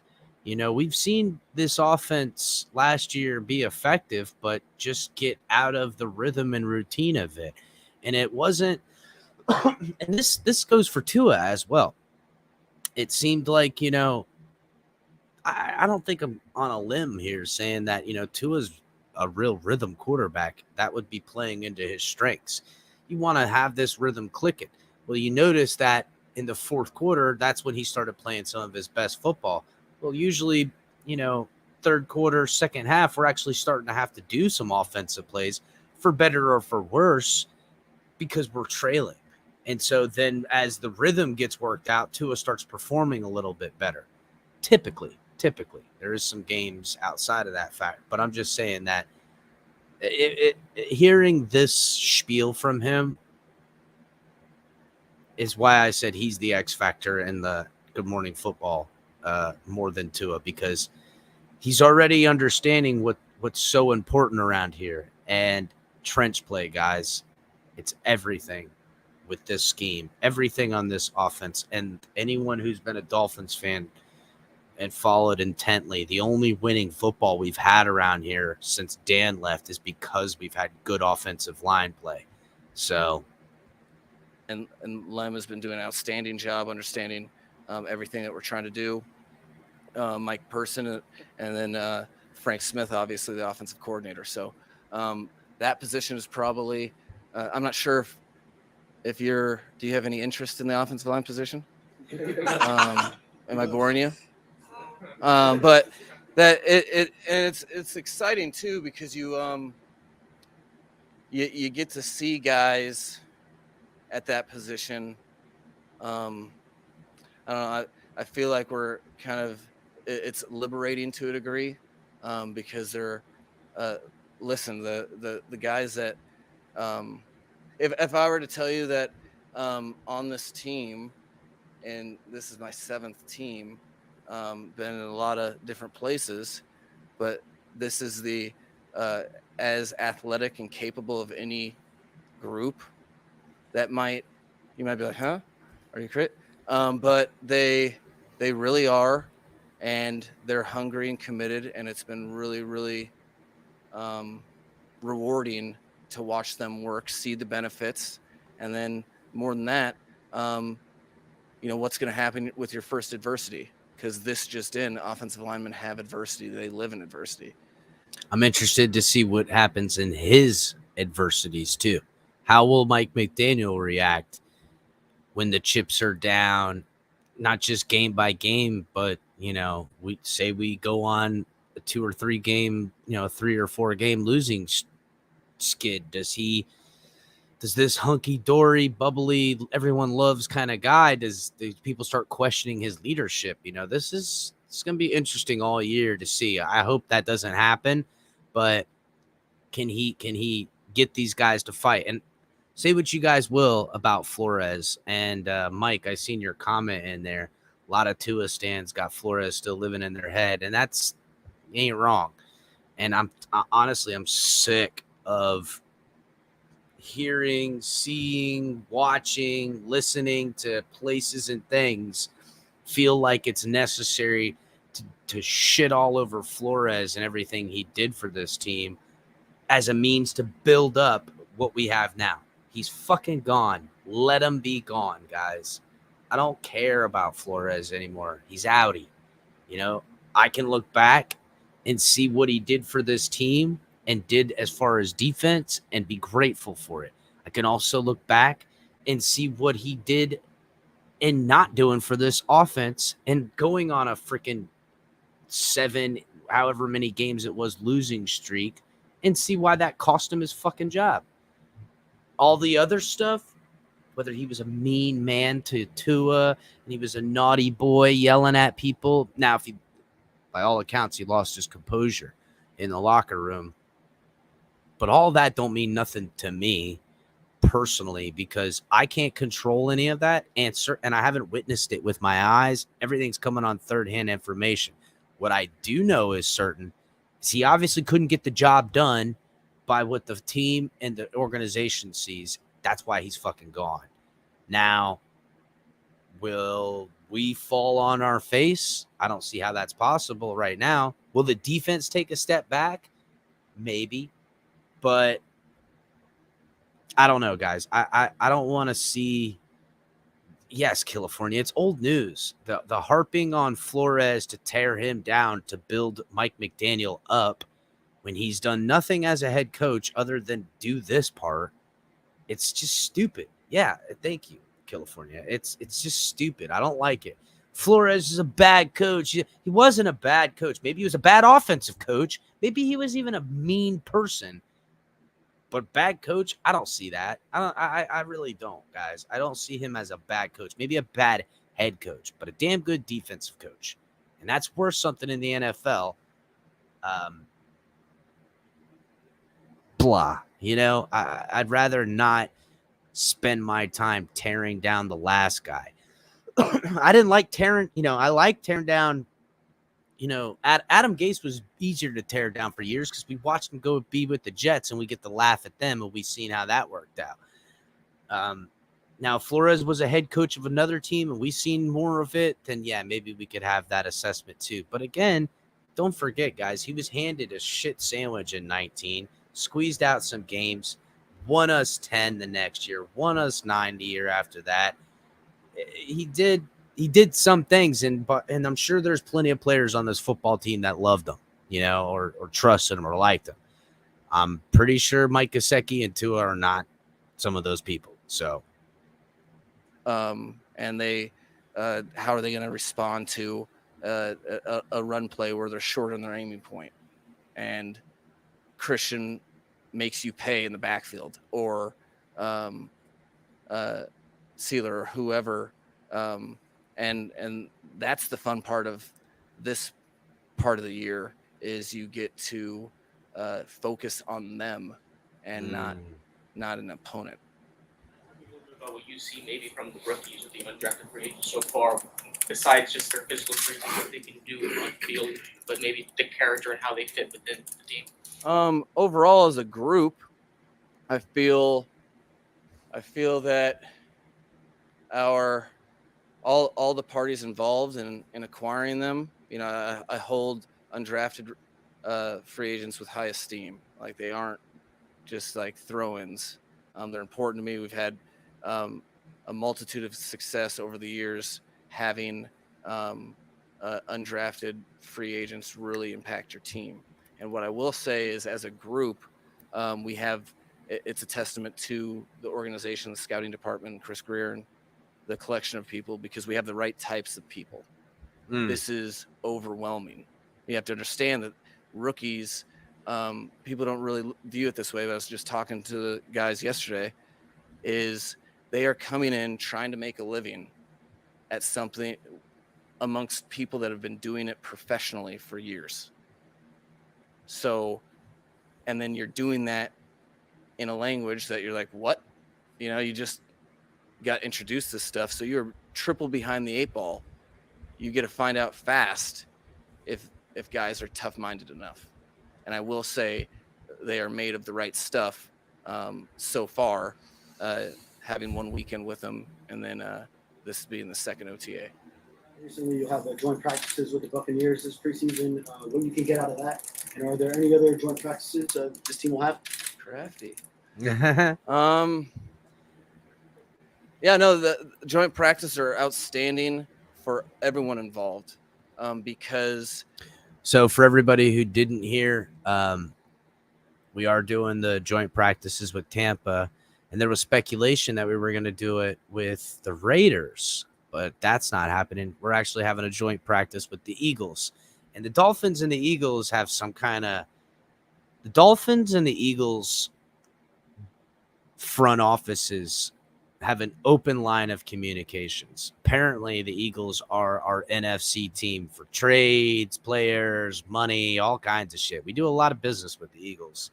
So I think that has something to do with Jeffrey Loria and his time when he was here in Miami with the baseball team and getting buddy up to Ross. I think they run in the same crowds of rich elitism. So I think they've got something there. You have there's only so far you can go when going against each other before things start to hurt more than they help. So that having different schemes, coverages, incredibly impactful. Having different offenses for run fits, and all of that stuff is super impactful. We're going to start out. We're practicing 2 days against Tampa, and can't wait to see you guys type really fast. But we're going to have joint practices with the Philadelphia Eagles as well. Boom. Both scenarios. See, I told you. Both scenarios were feel very fortunate that things worked out. with Coach Bowles and Coach Sirianni, but we're excited about that, and I think our players will be too.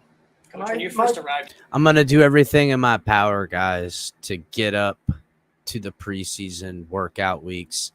You know, when they're in Tampa, maybe I can get up there. Maybe they'll have an open practice with the scrimmage between the teams. A lot of times they do that. I'm gonna try everything to get up there, and I've got a couple of friends that live up in that area, and one of them that works at the stadium. I'm gonna see if I can work some things out. So maybe get a little bit of rubbing with elbows with some local guys and get a little inside information maybe.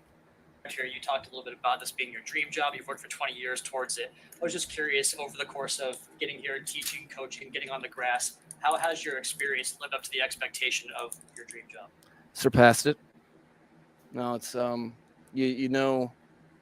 it's just really fun to express a lot of the things that you didn't know if you ever had the opportunity to do, and I feel and I'm surrounded with so many people that are supporting and help driving the force that it truly feels like a team that we're working together for a common goal, which that is what football is all about. Probably three guys on this team who are not only fast but eager to show. Hey, what are you trying to say, bro? I'm not understanding you, AA. You ain't buying and ain't buying what? What you ain't buying, dog? That they ain't, you trying to say they're out there doing some Miami chip chop? Trying to say they're out there doing the Miami high life? Is that what you're saying? Moss, keep me updated on the game, bud. No way, dude. You're saying he's on the cocaine drain? I don't know, bro. You know he's a recovered addict, right? You know that, right?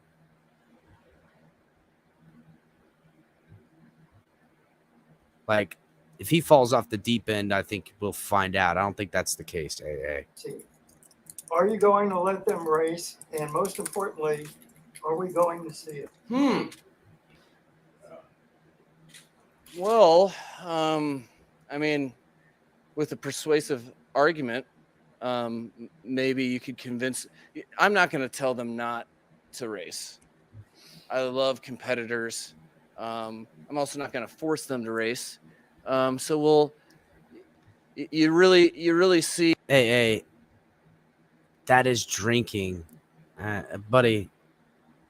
People who recover from stuff, they don't touch the other things. It's not like, oh, I had an alcoholism problem. I'm not gonna say an alcohol. It's in my nose. It's not how it works, bro. You know what I'm saying? I really think you're grasping at straws or something, dude. It's just, let's be real. So don't get me wrong. There has been that in the building, though, hasn't there? If I were you guys and they would do so at one of the, I think, 5 practices that you guys are at, and you guys were able maybe to persuade them to do it at one, the guy pushing for the race the hardest, I would put my wagers on amongst your betting selves. That I would not bet because there are some very, very fast guys on the team. But I enjoy the fact that they're competitive about that, and I would never keep them from doing so. But I'm more trying to get them to figure out how to run a route, defend a go ball, or run the ball. Did I cover all my bases? I'm from West Palm Beach, bro. I know what you mean. Then to have them compete in a race. We do track miles per hour on every practice, so they don't necessarily need to race side by side for me to put that in front of them as a motivating factor, if you will. If you're I'm just gonna ask you. On that note, real quick, guys, I have an article from the Sun Sentinel about, a little bit of this right after that. So we'll finish this up and we'll do a David Fornes breakdown of it and what his thoughts for the Mike McDaniel interview. So let's finish this up. Go ahead, Daniel. I have one more if you could. No, go ahead. And, okay, and then you. If it's going to two, okay. You know what, AA, you're right. We just got a bunch of cracked out fucking head coaches, man. That's it. Bunch of cokeheads running in the room. You caught him. Kid's been fucking clean forever now. But a couple of sniffles on stage and some wide eyes right now. I mean, look, you can look at him. He's jacked up. You're right. He's yacked out of his mind. You got him, AA. You're a fucking investigator, dog. I didn't even know. I guess he just came here and, was like, you know what? I've been clean, got off alcohol, but now I'm just going to go ahead and throw it all down the drain. I'm in Miami, going to get me a fat satchel and just, throw my life away. Yeah, you're right. AA, you caught him. Man, you're fucking good, dude. You're pretty good at this. You're pretty good. So, yep. You got him. AA cracked the case. That's right. He's a fucking straight up investigator. Proud of you, AA. Feeling the love. No, I mean, AA hates AA. Yeah, it wouldn't be fair yet because not all players have been, not all players are able to take part in the race yet. But yeah, there's been a good amount of 22 and dare I say 21 and 22 miles per hour runners out there. And I'm not going to be mad if there's more additionally in the future. Mike, if you're willing to share this in May, anyone beyond Mostert and Bowden, if we don't see out there today going full or going out there at all, that are out for health reasons, injury reasons that you're able to share, so we're not guessing when we're out there watching? I mean, you don't technically have to guess. You can just holler at me and I could answer your question. As far as that test question, I don't really know off the top of my head. I know Ann's probably sitting there like, yes, you do. And I'm like, no, I don't.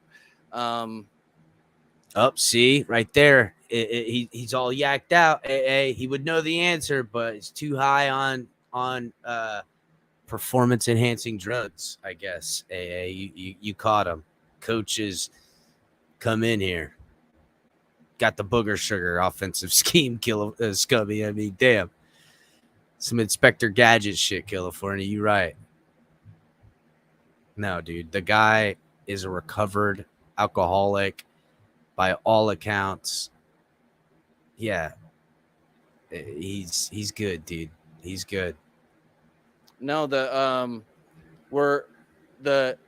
veterans that have earned maybe one of these days you'll get on screen AA and I'll take you backstage and talk to you about a bunch of stuff. That right now it's not best served for them to be out there.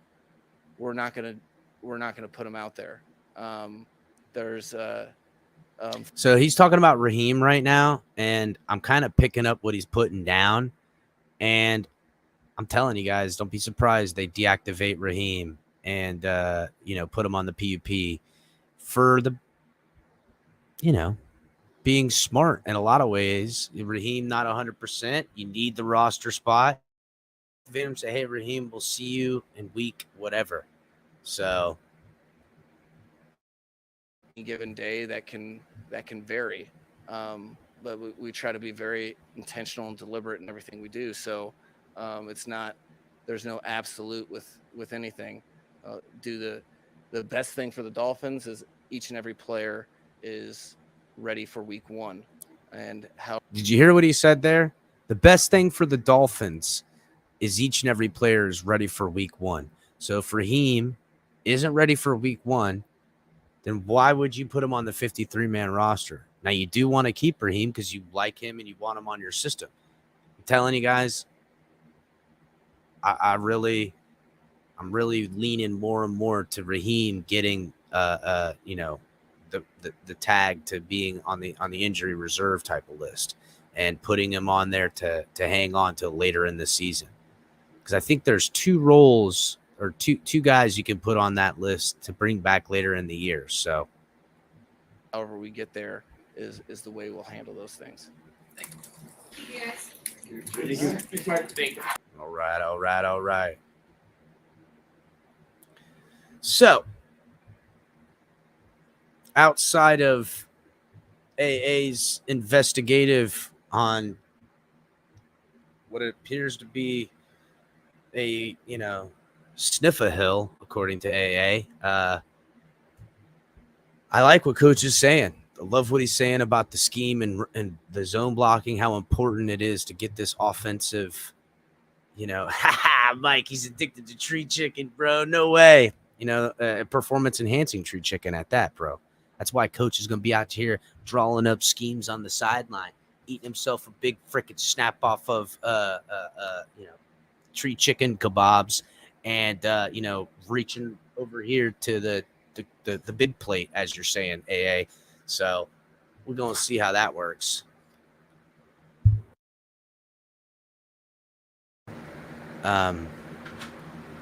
Anyhow, I've got a couple of these player things to go through. But before I do, guys, make sure everyone's hitting the like button. If you're watching on Facebook, Twitch, or Twitter, please do us the kindness. Come over to YouTube, subscribe to the channel, hit the like button, help us grow. Make sure everyone's checking out all the great content on the program. We got Tonk 7 TMI Tuesdays, live at 9 with color commentary on there.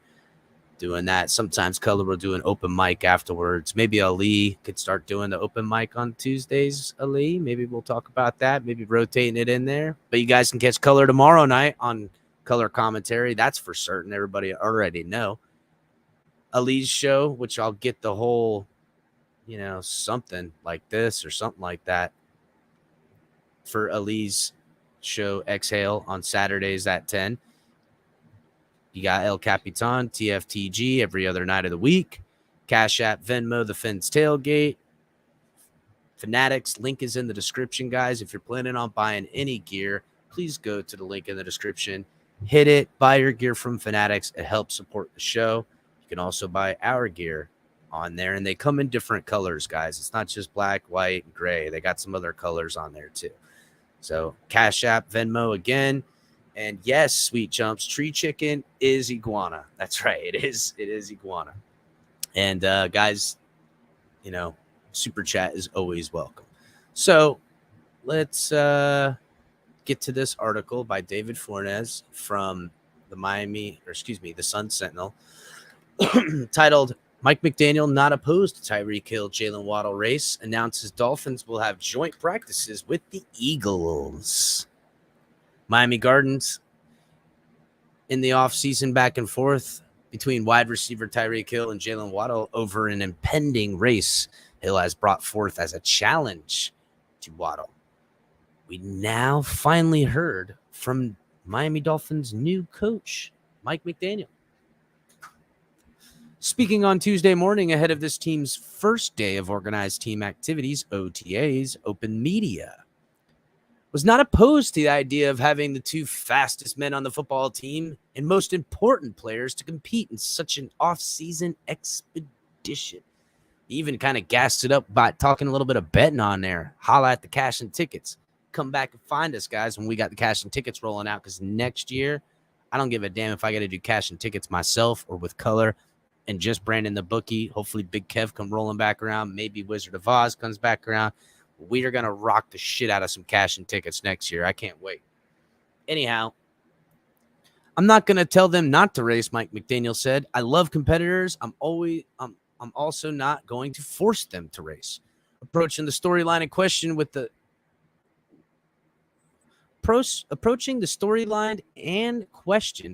about an opposite of personality as his predecessor in that role, Brian Flores, probably would have, Mike McDaniel.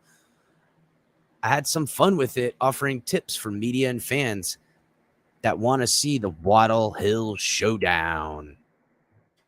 With a persuasive argument, maybe you can convince them, said McDaniel, talking about, as we just seen, saying that the media can convince him to even do some sharing gambling pointers.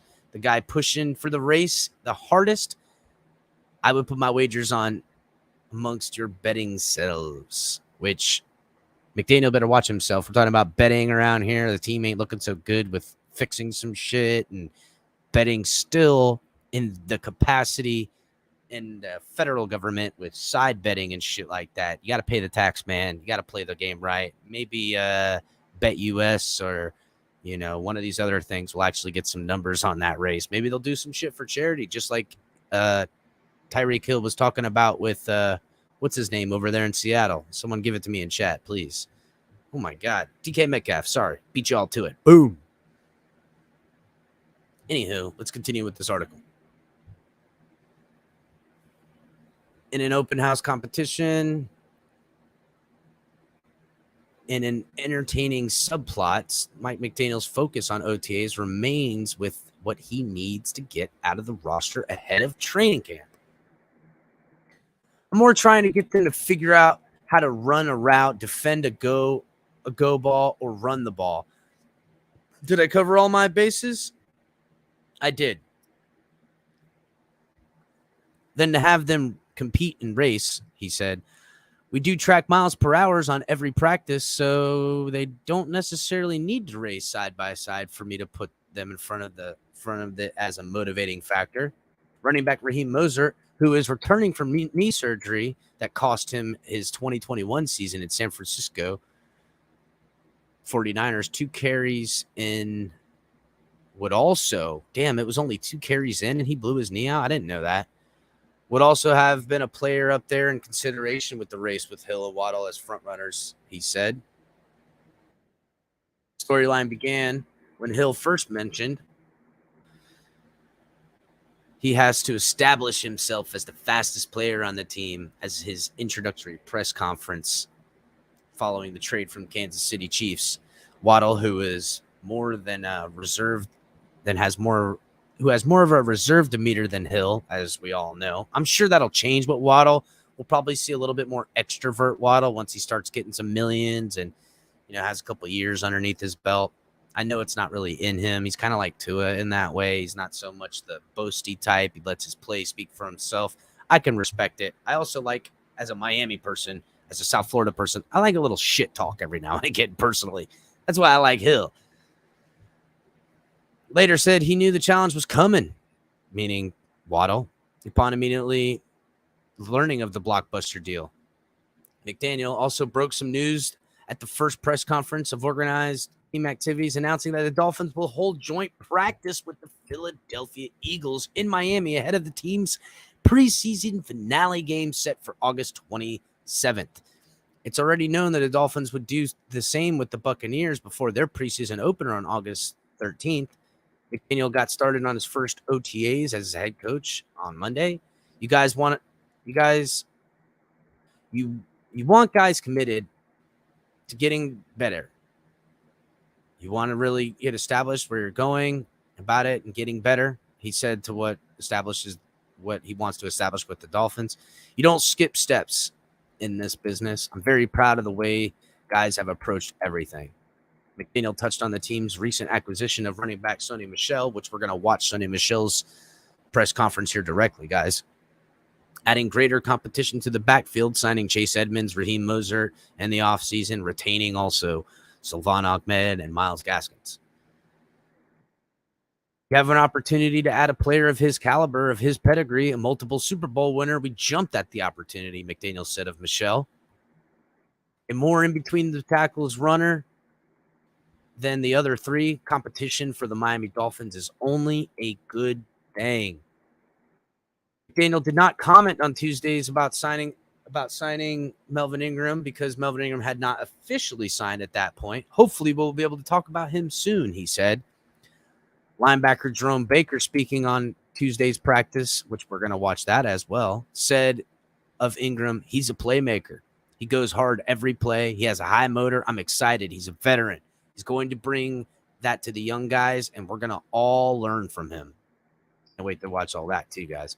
Mostert was among Dolphins not practicing in team drills on Tuesday and OTAs as he returns from last year's season-ending knee knee alignment. His expectations are to play week 1, but we're not going to rush it, McDaniel said. Remember that. We're not going to rush it. He has come too far to have a setback. He is diligently working day in and day out. Again, I'm kind of picking up what he's putting down here. The way the team, with all the wide receivers, all this, maybe they go with only 4 running backs and 6 wide receivers because they take Raheem and put him on the IR. I'm telling you, don't sleep on that, guys. There's going to be someone put on IR, and it's going to be more of a protection thing. It might be Lynn Bowden. It might be Raheem Moser. Maybe they're going to see who's ready first. That's how they might do it.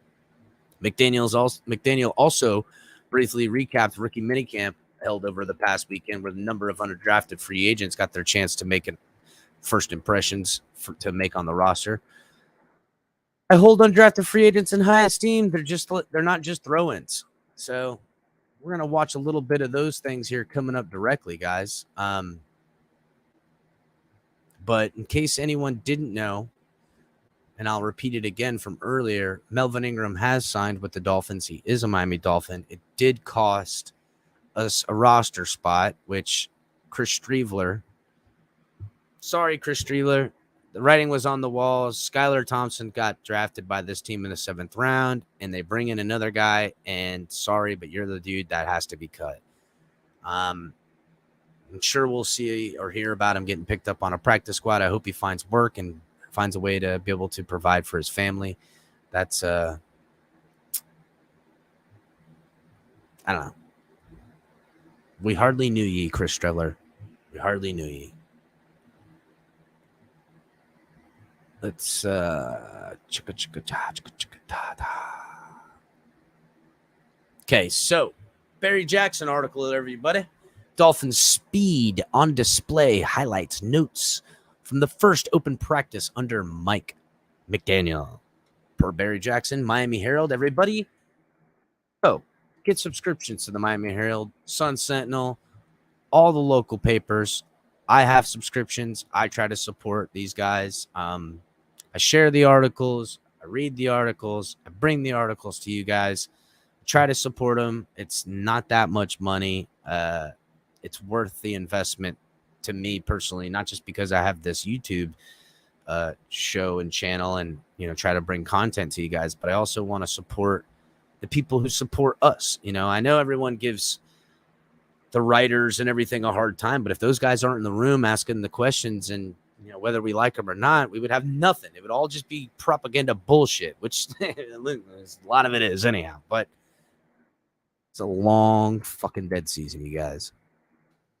And notes from the first 5 Dolphin off-season practices open to reporters in May and June before training camp in late July. The speed we've been hearing about, it's both real and spectacular. Tyreek Hill converted 3 short to intermediate throws, 1 from Tua Tagovailoa and 2 from Teddy Bridgewater, into substantial gains in 11-on-11s. Jalen Waddle streaked free down the middle on the field for a handful of catches. The Dolphins were practicing without 2 of their speedy running backs, Chase Edmonds and Raheem Moser, which I guess Chase Edmonds had a rest day, and Raheem Moser, as we know, is still working his way back from the knee injury last year. Linebackers Jerome Baker has seen enough to know this. They're fast. The offense in general, fast, explosive. It's going to be exciting for us. It gives the defense more problems. When you give defense more problems, it's hard to really stop everything. I'm excited. It's going to be fun. Dolphins wide receiver River Craycraft, which we're going to watch him here directly too, guys, who played with Pro Bowl wide receiver Deebo Samuel in San Francisco, said of Hill, Tyreek is no doubt the fastest dude I've ever seen play. I've been around some very elite players. I pride myself on work ethic. To see somebody who has that elite level, who has the same work ethic as I can remember coming in as an undrafted guy, it shows a lot about who they are. That's important. That's what that's what he brings to the table. Hard work and effort, along with his elite athleticism. You put those two things together, and that's why he has success. Beyond his speed, Hill is bringing that winning culture, going hard every play. That's a quote from Jerome Baker.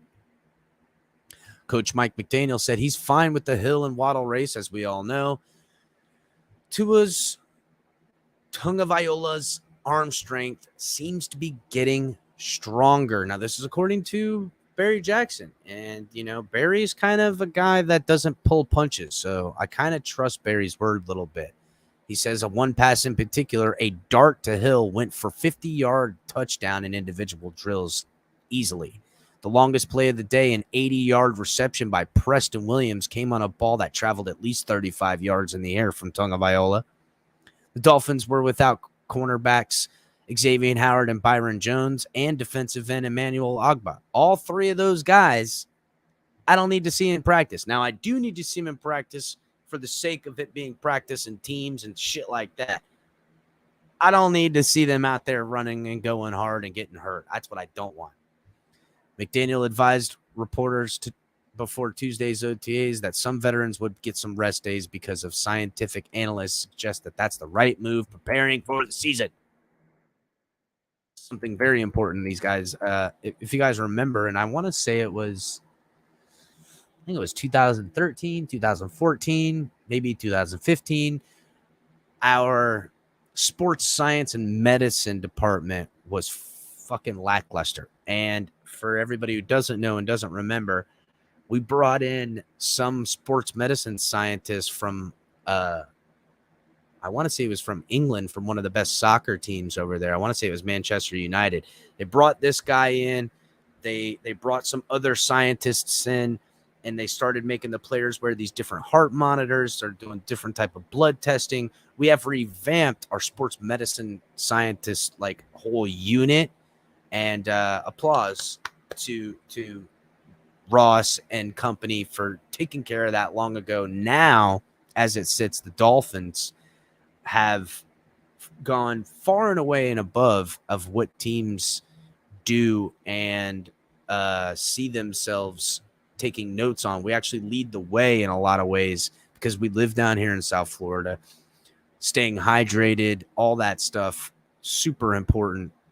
Our sports medicine science team is pretty awesome now. The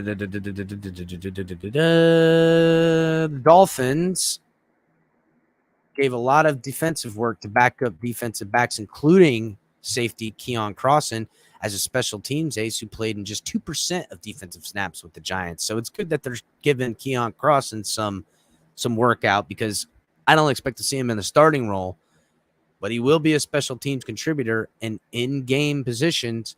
I'd rather see Keon Crossan out there playing DB than Clayton Fedulum. We all know when they see Clayton Fedulum on the field, they're like, go at Fedulum. Dolphins May and June rules don't permit reporters to say who played with the first team. What? I didn't know that. And what players lined up in what positions. But nothing has changed from my reporting weeks ago and Matt Applebaum's comments Friday. The Dolphins are trying to decide whether to play Connor Williams at left guard or center. I told you guys. Connor Williams, and I said this after he was signed, that's kind of a big contract for, I don't want to say a big contract, but it's modest money as far as what you pay a guy. But I wondered if they were going to give him snaps at center, and reports have been coming out. I think they're penciling this guy in as the starting center. They want him to call out the reads, the mic, the plays. This might be a reason why they haven't gone after J.C. Tretter. Now, I know everybody wants Tretter on this football team, but Tretter has some injury issues. He's an older guy, and this offensive line is about you running as much as anyone else. The offensive linemen are going to have to run so friggin' much. It's unreal. And again, that's why I said don't get so bogged down everywhere, because this is going to be a offensive line by committee, guys. Mark my words. You're going to see guys almost in packages at times. If Williams plays center, that opens up the potential opportunity for Liam Eichenberg at left guard. Eichenberg, who ended last season at the starting left tackle, said he's comfortable at guard and happy to play wherever he's asked. We'll watch Eichenberg here in a little bit too. Eichenberg has been consulting 49ers tackle Mike McGinlich, who played underneath Mike McDaniel in San Francisco. Ooh. This offense does well for offensive linemen, Eichenberg said. The scheme is different. We don't do a lot of we didn't do a lot of wide zone last year. It was mostly inside zone. My buddy in San Francisco, McGlinchey. Oil McGlinchey loves it. Just got the run off the ball. All right, I'll stop with the accent. That's the biggest emphasis with the offensive line in this system. It's not about guessing or hesitating. It's run off the ball. Just deal with the outcome. That's what I'm fucking talking about. It's snap the ball and get out in front and push these sons of bitches out the way. And guess what? If that defensive lineman is on your outside shoulder, which, okay, your only outside shoulders depends on which direction you're running. And a lot of this stuff is, hey, all the offensive linemen snap the ball and everyone runs this way, but one person, or everyone runs that way. So everyone's running left, but this guard or this tackle who's pulling to the outside or pulling back to the other way. That's not all the times, but 90% of these plays outside of an obvious, we got to put 5 wide receivers out there, 5 pass catchers, and throw the ball. It's going to appear like a run.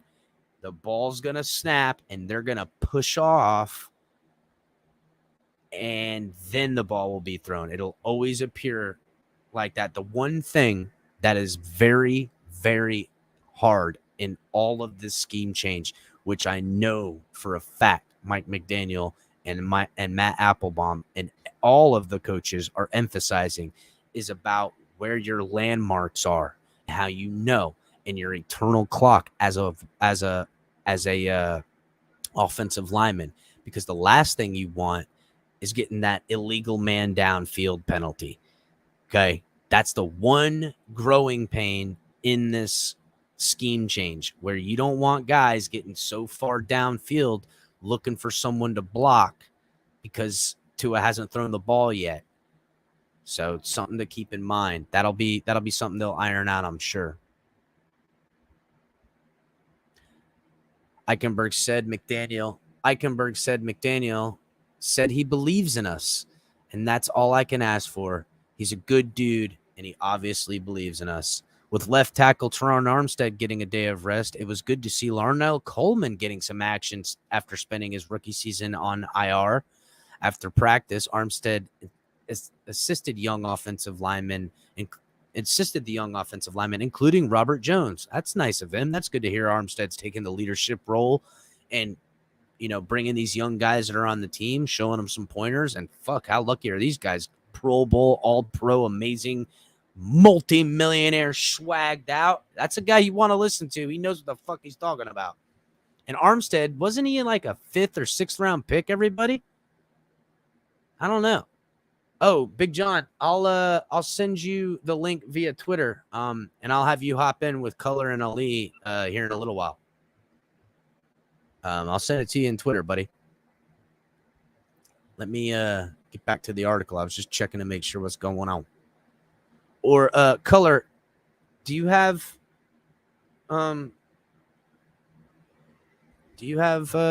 Big John on your Twitter? Can you send him the link, Color?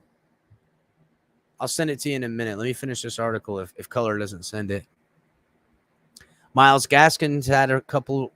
I don't know why I put an S at the end of Gaskin's name. It's Gaskin.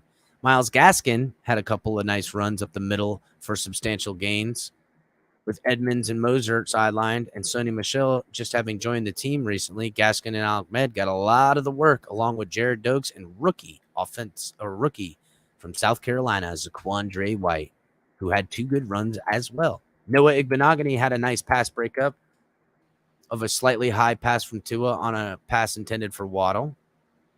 Igbenogany appreciates being coached by former Dolphins Pro Bowl cornerbacks Pat Surtain and Sam Madison. They played the position at a high level and are great teachers as well, Igbenogany said. I am blessed to be able to learn from them. He said being able to go against Hill and Waddle is a blessing. I don't know how the fuck that is. I don't see why Igbenogany would say going against Hill and Waddle is a blessing, because shit. I guess if you really were a great professional and you go, you know what, going against these great guys, it's going to make me better. So, we'll see. I'm pulling for you, Noah. I really am, bro. A lot of people give you a lot of shit picked in the first round.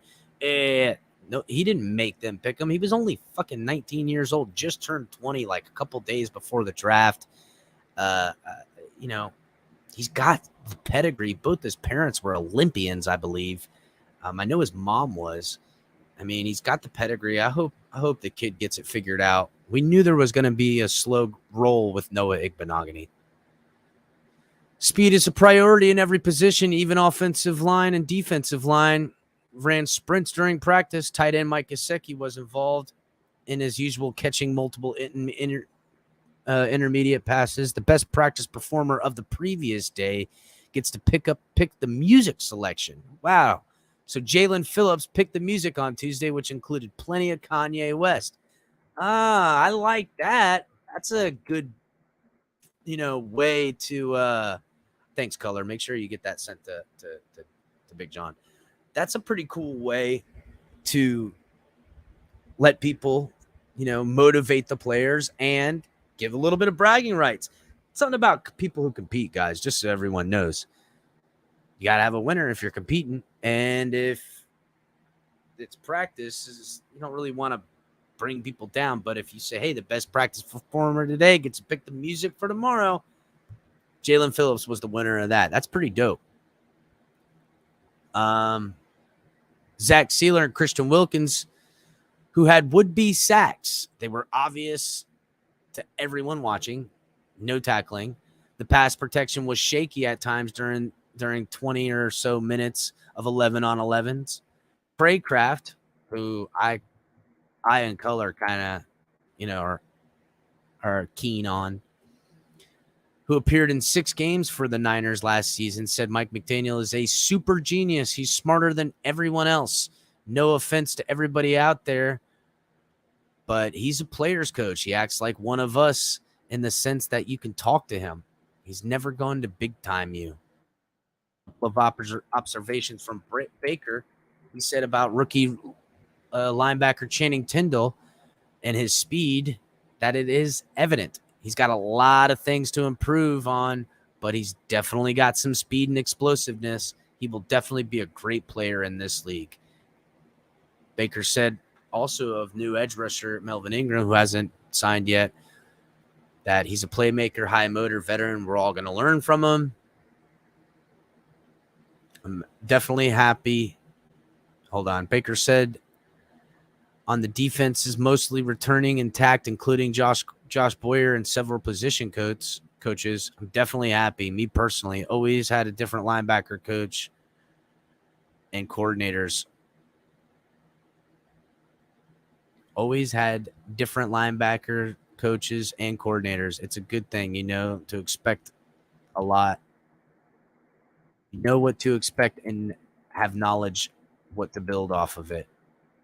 So we're going to watch some of those players' interviews here in just a moment.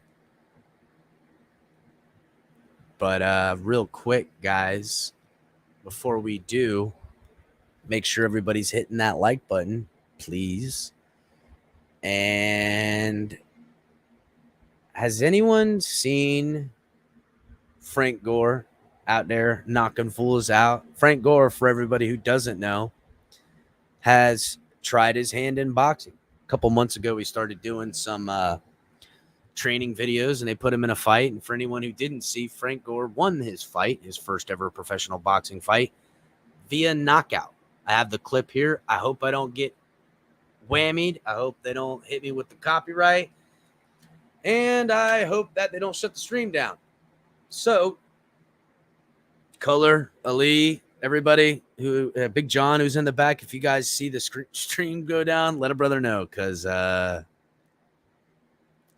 fucking be right back, guys. If the stream shuts down, just hold up. We'll be back. But I'm gonna go ahead and show this little bit of a clip of Frank Gore winning his first ever professional fight. Standing tall and fighting. Boom, boom. And it was the last seconds too, boys. Look, guy only had 5 seconds left. Damn, bro. Look at that power. I mean, listen, that first overhand right, boom, that put him out. He was just oh my goodness gracious, how vicious. Boom, boom, boom.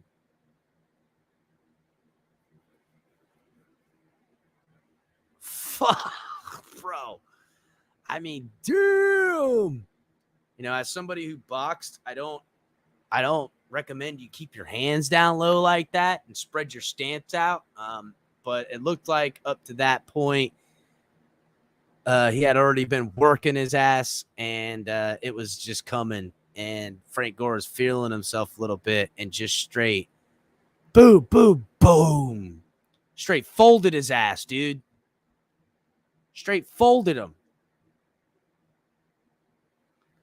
Yeah, Frankie. I mean, bro, one more time for the people in the back. Boom, boom, boom. Straight. Just stoned him, bro. Figured I'd let everybody see that. That's pretty dope. So, Frank the Tank is the legend. Everybody coming in, make sure you're hitting that like button, please, guys. So, hold on, let's get it here.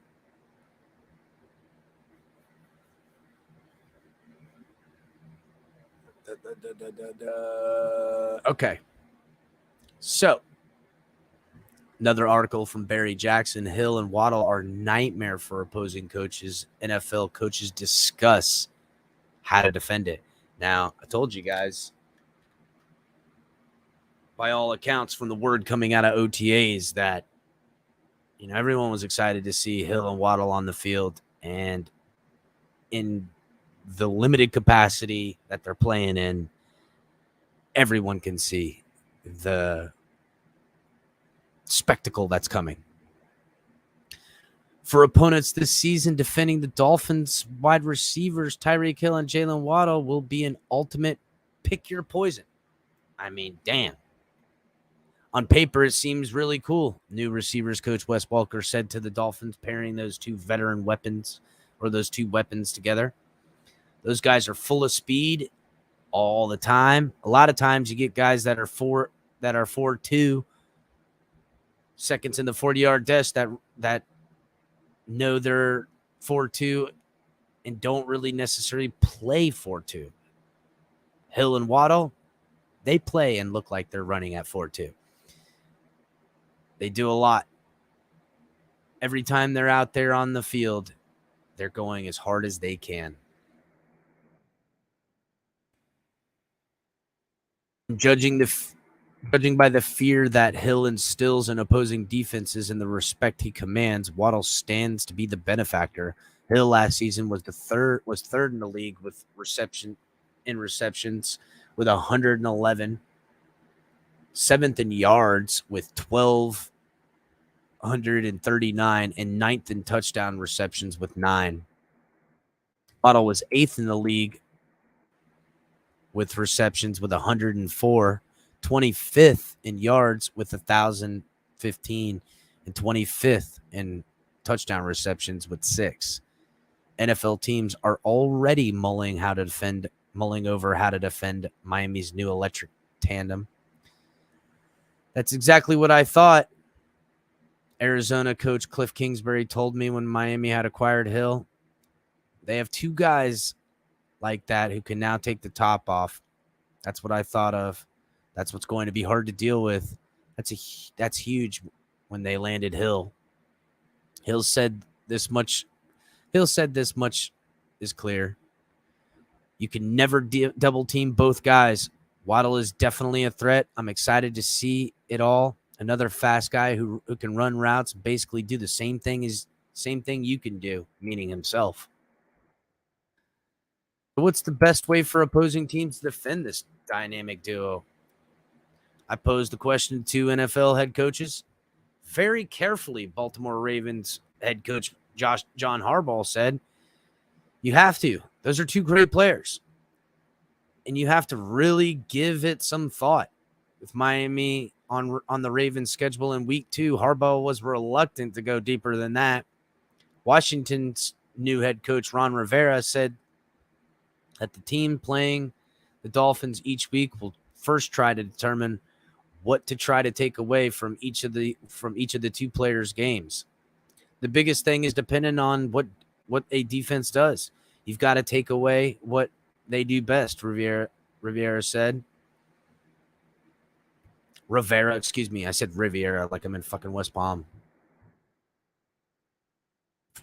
If one of them is a better short route runner and really excels on quick passes, you got to be able to take that away. But here's the problem. Hill excels on short and deep pass. Though many visualize Hill catching deep passes, and he does, most of his damage comes from the short and intermediate throws that he converts into long games. Per PFF Ryan Smith, Hill was targeted on the deep pass 20 or more yards downfield just 17.9% of the time, which is 51st amongst all wide receivers and tight ends with at least 50 targets. And per NBC's Lawrence Jackson, 70.9% of Hill's targets in 2021 were caught anywhere from the 0 to 20-yard line of scrimmage. Another 13.7% were caught behind the line of scrimmage. So that gives you a grand total of 84.6% of his catches come either behind the line of scrimmage or inside 20 yards from the line of scrimmage. Waddle wasn't targeted deep much last year. He only caught 4 passes that traveled more than 20 air yards. He was an accomplished deep threat at Alabama. As everyone remembers, he had an average of 14.7 yards per catch or some shit. Waddle did most of his damage last season in the short and intermediate routes and yards after catch. Waddle is so explosive, it looks like he's coming out of the box in a 100-meter race, a former Pro Bowl wide receiver Chad Johnson said. Blitzing would be another option, but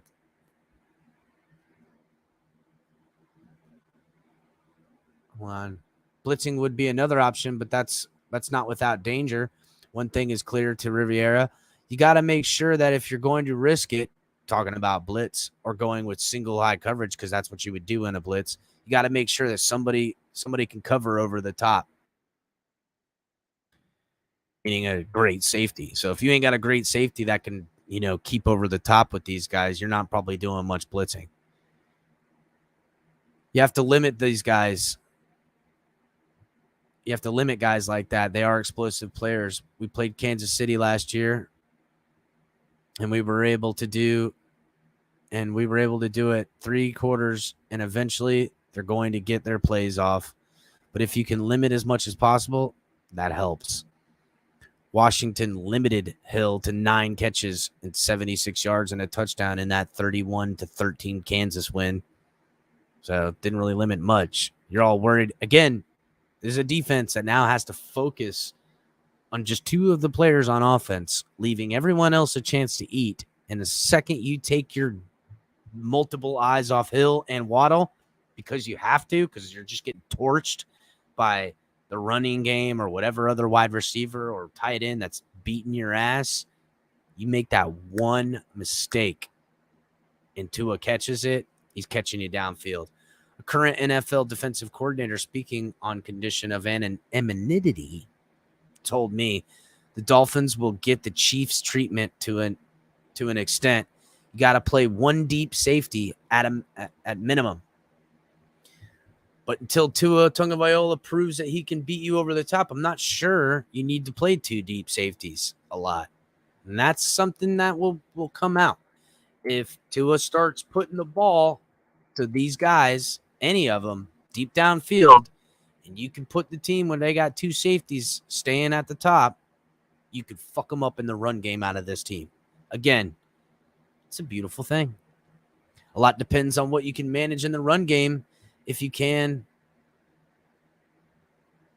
you can play 2 safeties deep more if you need to. I guess if you had an elite defensive line, maybe, but you would blitz Mahomes now and then, but you wouldn't want to do it a lot because he's so good. If Tua can handle these blitzes, you would see if Tua can't handle the blitzes, you would see teams do more and more than they did against Mahomes. With Tua, it will be a show us what you can do, and that's something I expect early on. Is that, hey, I don't want to give these wide receivers all this time running around. Let's blitz Tua, bring it from different guys, and see how he responds. Now, if Tua makes them pay for those blitzes, they won't do it. And then now you've got the defense sitting on their heels, and now you're doling it out to them. Mike McDaniel's going to figure that out. As long as Tua can hold up his end of the bargain, he'll be good. But there's no question they've put weapons around him to succeed. Chase Edmonds, Raheem Mostert, that's a good pairing with Cedric Wilson Jr. It's a good player. You can't overlook him. Keep in mind that last season on 3rd down, Hill had 28 receptions that resulted in first downs, 2nd most in the league. On 3rd down, Waddle had 23 receptions that resulted in first downs. That's 6th most in the league. Hill is eager to see what he can accomplish together with Waddle. He said the team will not be able to double cover both of them. He's a fiery competitor just like I am, Hill said of Waddle. A lot of guys, they get bad knocks for not being a beast, not being able to do certain things, not being able to run certain routes, not being able to go in and like knock a linebacker off his butt. He's just like I was coming out, a young guy who wants to compete, who loves the game, and just wants to get better. Several head coaches, the Rams, Sean McVay, the 49ers, Kyle Shanahan, said they're eager to see what the Dolphins' first-year head coach Mike McDaniel can do with this receiver duo. That's a huge challenge for those two, Riviera said. I'm guessing this was back at that thing a while back. All righty. Let's load up this before we get to some of these players' media. Let's go ahead and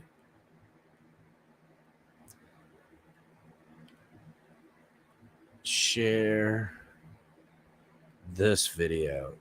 Everybody. When they couldn't stop the Buffalo ahead of year 4 with the G-Men, what's a successful season look like for him? Hold on a second. Loa and the point in field goal. All right, now we have still RC, but we're going to get Jeff involved in just a moment here. Tua Tagovailoa and the Dolphins continue their OTAs today. There's no doubt that Tua has struggled during his first 2 seasons, at least compared to pre-draft expectations, but he hasn't had a ton of help. Since Tua joined the Dolphins, their offensive line has the worst pass block win rate in the NFL. They also rank bottom 3 in yards per rush and average separation by receivers. Dolphins. I mean, bro, look at that right there. Pass block win rate, 49%, which was dead last. Yards per rush, 3.7, 30th. Average separation, 3.1, 30th. It's not good stats from Next Gen Stats. So it did make several moves this offseason, which included the additions of Tyreek Hill and Teron Armstead. So RC, sort of same premise here. Lots of changes. And Jeff Darn's going to kick us off, excuse me. So JD, we got you back here in the flesh. Just sort of size up how things are looking right now for Tua and this new look offense under Mike McDaniel and all of these new pieces that are being integrated as well.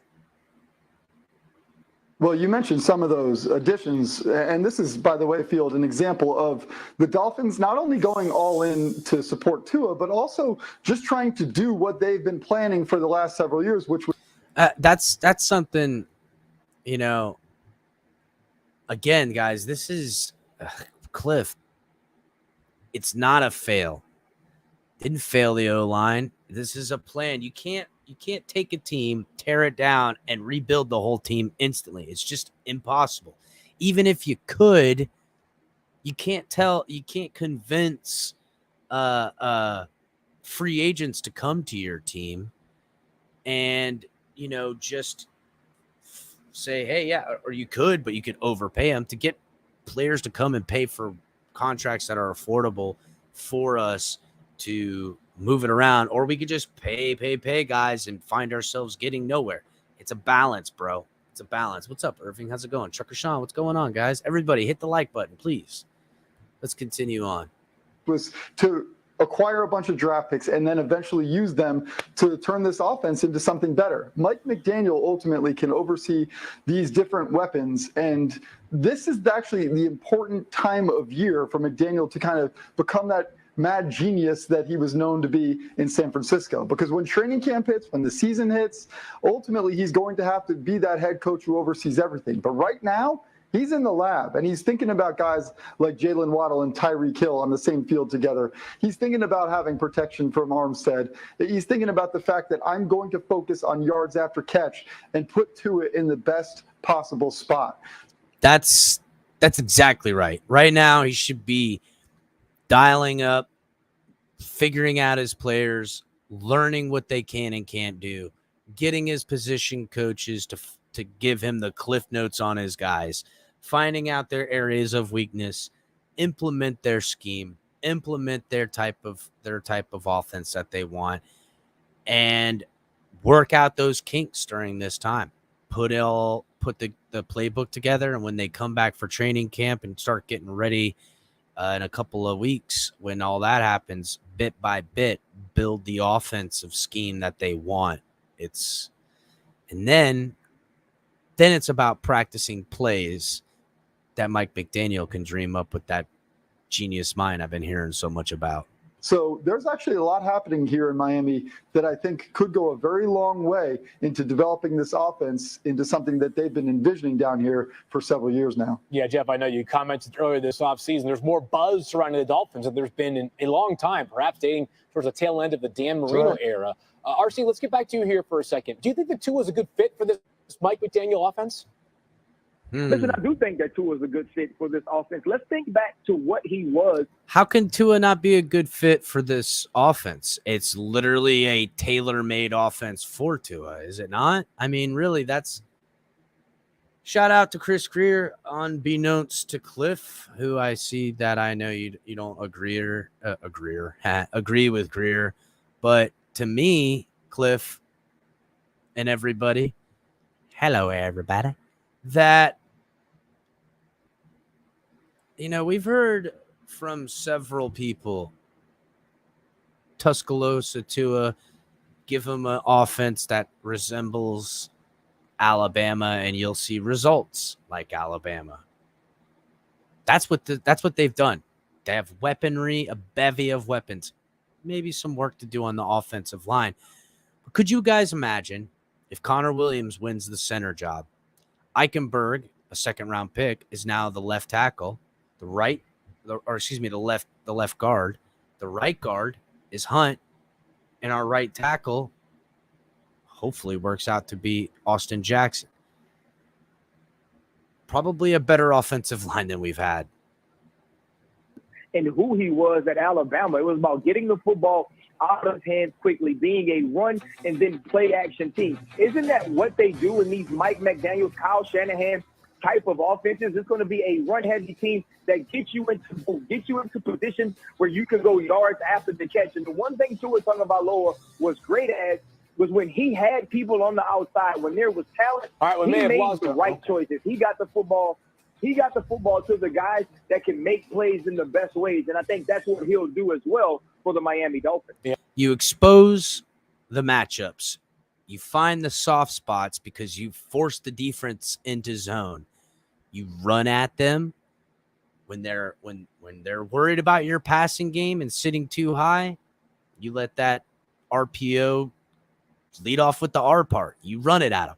When they come in single high safety, you then throw the ball on them. You find your spots in the zone. You put it on their asses. You don't run when everyone on defense is showing you they're ready for a run. That's what you don't do. We've seen too much of that last year. Yeah, Jeff mentioned yards after catch. You just brought it up as well, RC. You go back and look at the teams that led the NFL in yards after the catch, per catch, over each of the past few seasons.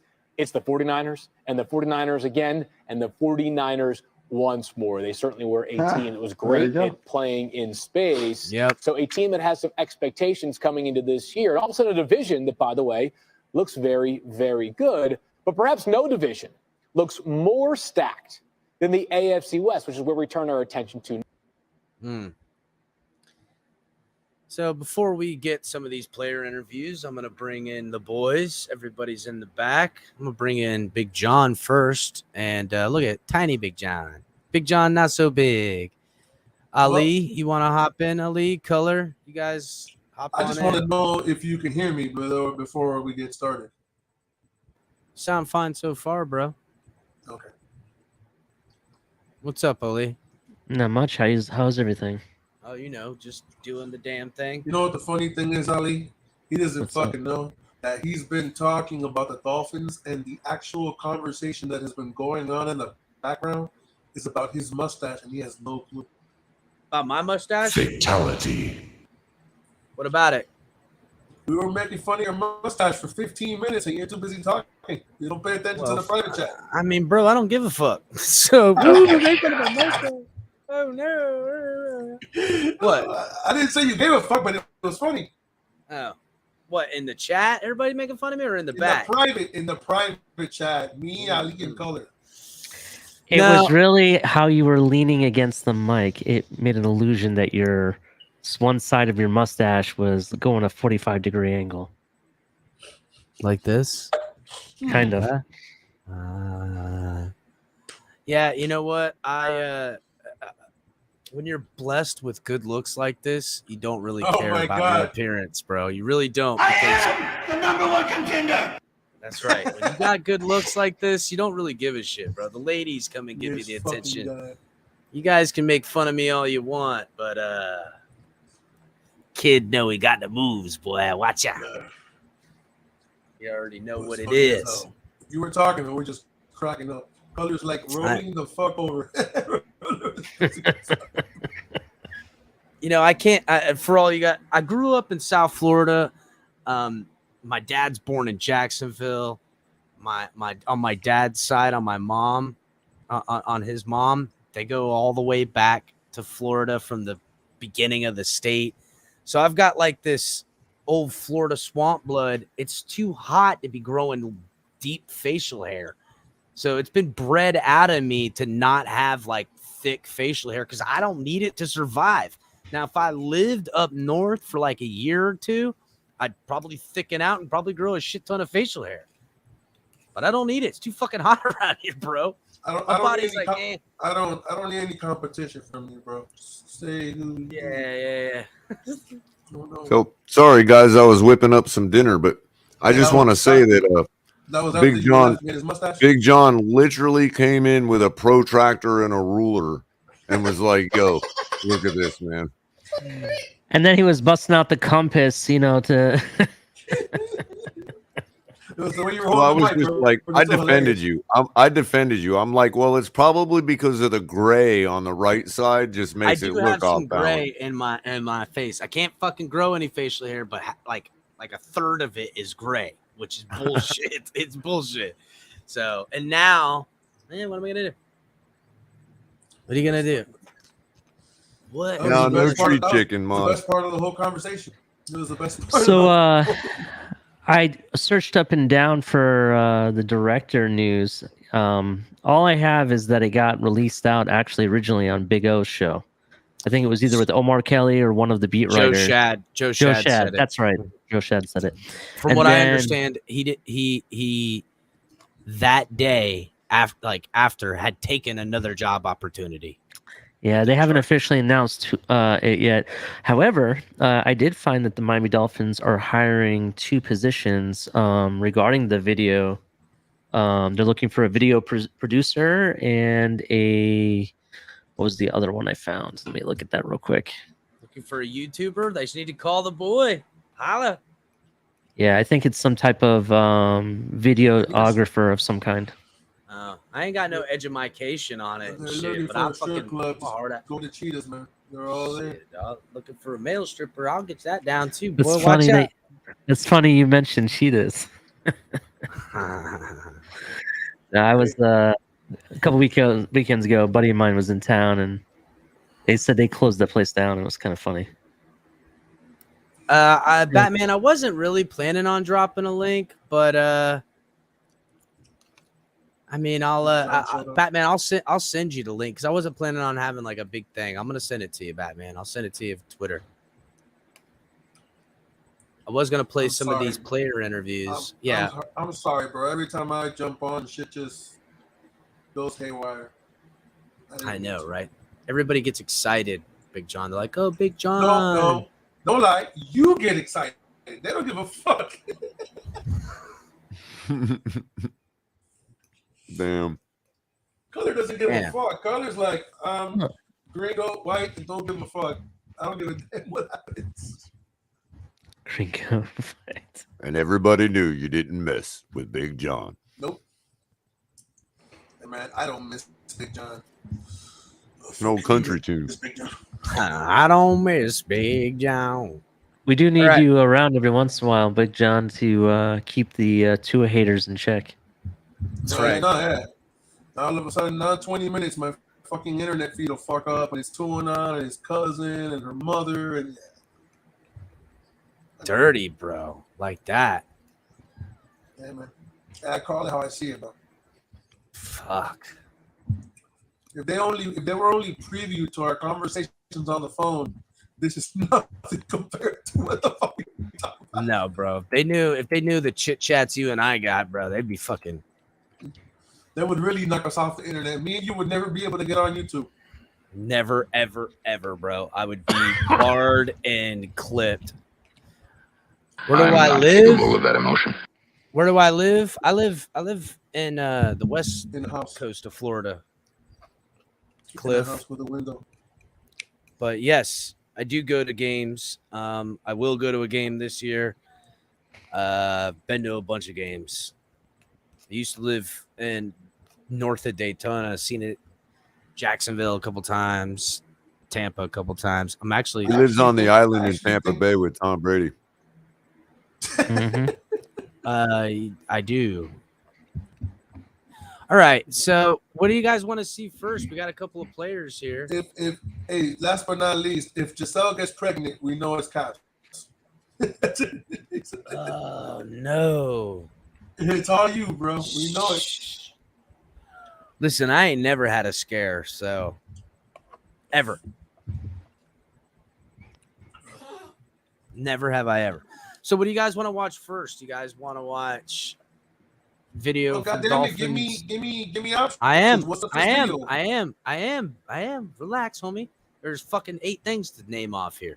We can watch the OTAs, Dolphins Daily kind of breakdown thingy. We can also watch the Fish Tank Nick Needham interview, or we can watch some of the player interviews and start that. We can either do Eichenberg, Rip Craycraft, Sony Michel, Igbenogany, Nick Needham, Jerome Baker.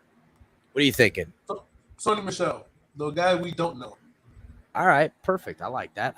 Let's start with Sony then. Yes, I'm in the Naples area. Oh, he's next to my brother. Holy shit. Uh-oh, Vern.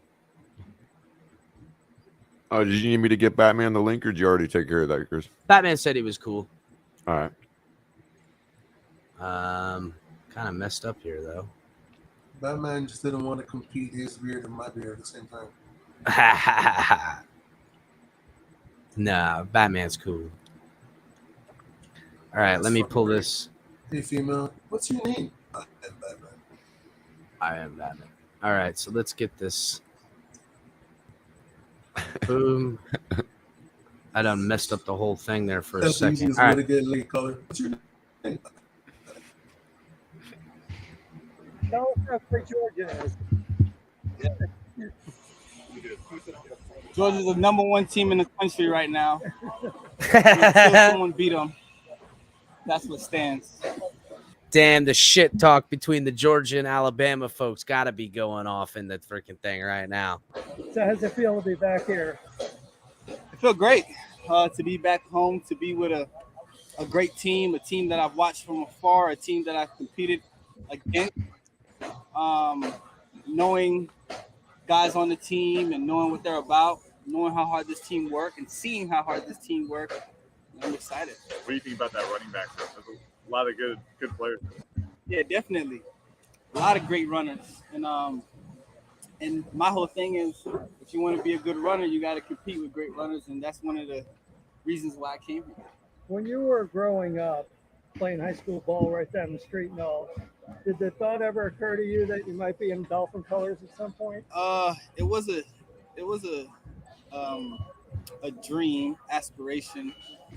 Didn't know how true it would become, but we're here. I'm excited, and words can't really describe. So what was your reaction when you got drafted by New England? Man, I was blessed. That's another opportunity. He was still a first-round draft pick. He got paid and shit. I don't know why. He's a 2-time Super Bowl winner. Come on, man. Yeah, but he is from South Florida. I know he went to Georgia, but he played at I think it was Miami Heritage, right? No, but they asked him what it was like to be drafted by the Patriots when you're a Dolphins. I know what he meant. Yeah, he kind of was like, "Damn, that's got to suck." But I mean, you got to be kind of a professional, right, John? It was an opportunity. I was blessed. Yeah, I mean, he was a first-round draft pick. Listen, he probably wasn't a first-round draft pick. You know what I'm saying? But Bill likes to take third and fourth rounders and draft them in the first. So I kind of agree with Big John. I think he should. Personally, if it was me, I'd be like, you know what? F the Patriots. I'm a Dolphin now. Let's talk about Dolphins. That's basically what I would have said. That ain't the business line, guys. You don't do that. He could be a Patriot in 4 years for all he knows. But think about it. You've already said it yourself. He's already made the money. He's won Super Bowl twice. You know what I'm saying?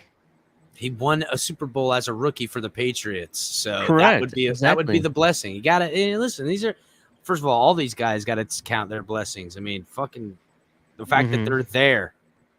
Dream for every football player to be drafted, first of all, and to be drafted by a team that done a great job. For me to go there, build my foundation, learn how to be a professional, it helped me. You know what? You're right, Ali. He should have said "fuck the Patriots." I like that better. That whole thing was terrible. No. I understand where you're coming from regarding the professional line. I get that. No, you were right the first time. You should have said my shit on Dolphinism that. is taking over right now. So Yeah, you should have said shit on them things. That's right, Greg. Like Cole Strange grabbing somebody out of fucking reach. Cole Strange, fucking idiot. Fucking dumbest pick ever, bro. Doesn't mean anything to you walking number 34 and playing for the Dolphins. Oh yeah, 34. Everybody know, man. This is a great number. Ricky Williams, ran the ball hard here. I'm sure did a lot of numbers. You know what I'm saying? So He got a little extra meat on him than I thought. I thought he was a little. I mean, he looking like he got a little thickness to him. Am I right? he is kind of short and stocky. So at least from what I remember. Shorty got the thickness. Is that what she's saying? Yeah, motherfucker, you're wearing 34, so that means you better run, bitch. Yeah, that's right. You can't just be rocking it just to rock it. I got to come out here and put in some work. Was there ever a See, look, John, he knows what he's wearing. He's like, shit, I can't just be out here rocking it. I got to rock it with the rep. running back poster you had on your wall? I mean, growing up South Florida with maybe Ricky, that guy. Ronnie Brown. Yeah. I had Ronnie Brown. Holler. Reggie Bush, he was here for a little bit. So, those some of the guys. Was there a time where you were close to signing here ever before this month? Over the last few years, was it ever realistic where you were close? Not really, because it's still in my rookie contract. So it's kind of hard to, you can't really get out of that. How about before the draft? Was there much contact with the Dolphins, your agent, or did this not ever materialize until after the draft? Not until after the draft, not until, free agency. Can you talk a little bit about the talks you've had with Coach McDaniel? Obviously, he really values the running back group heavily. Yeah, he's a coach that believes in running the football, and I do truly believe in this league. To be successful, you have to run the football and stop the run, and he's committed to it, and that's kind of the reason why I came here also. You said it wasn't always necessarily a dream for you. At what point in your career going up down here do you realize something like this could be realistic for you, that you could become a pro in getting football? So when I played for the Patriots, knowing that we played the Dolphins was kind of cool to me, knowing that I could come home, play in front of my family. They were super close. But now, when I was a free agent, getting the opportunity to pick the home team, it kind of helped.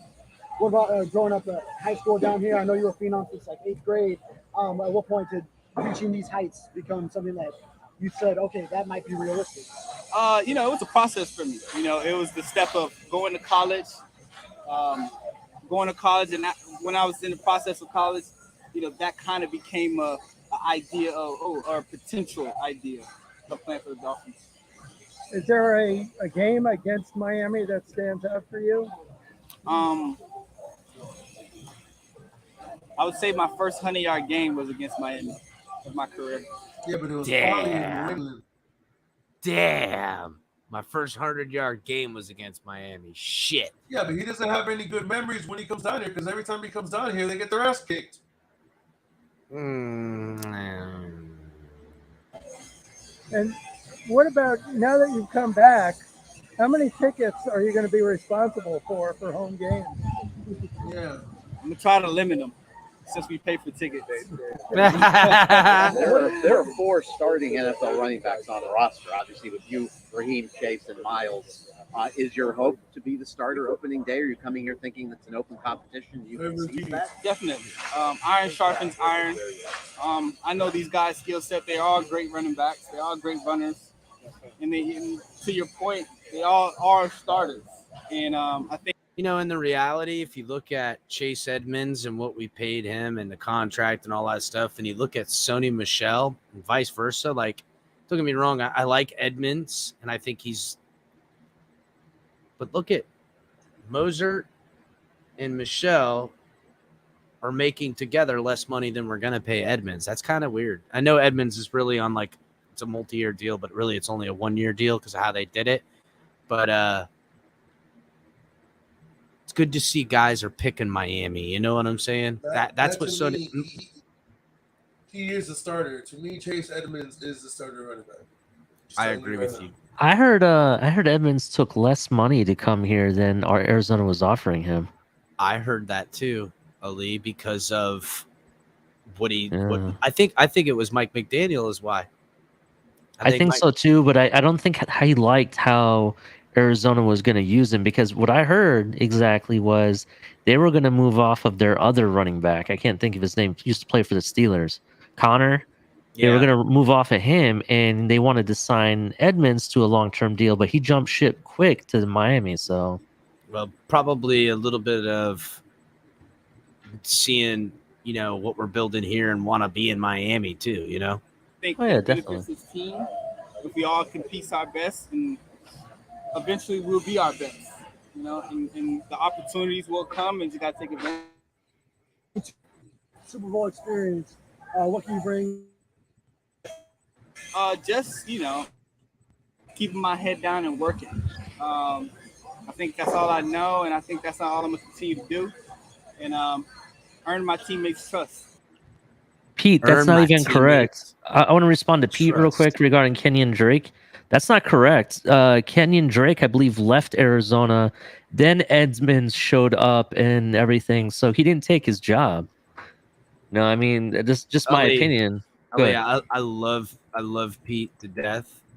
Mhm. Don't bite the hook, dog. Don't bite the hook.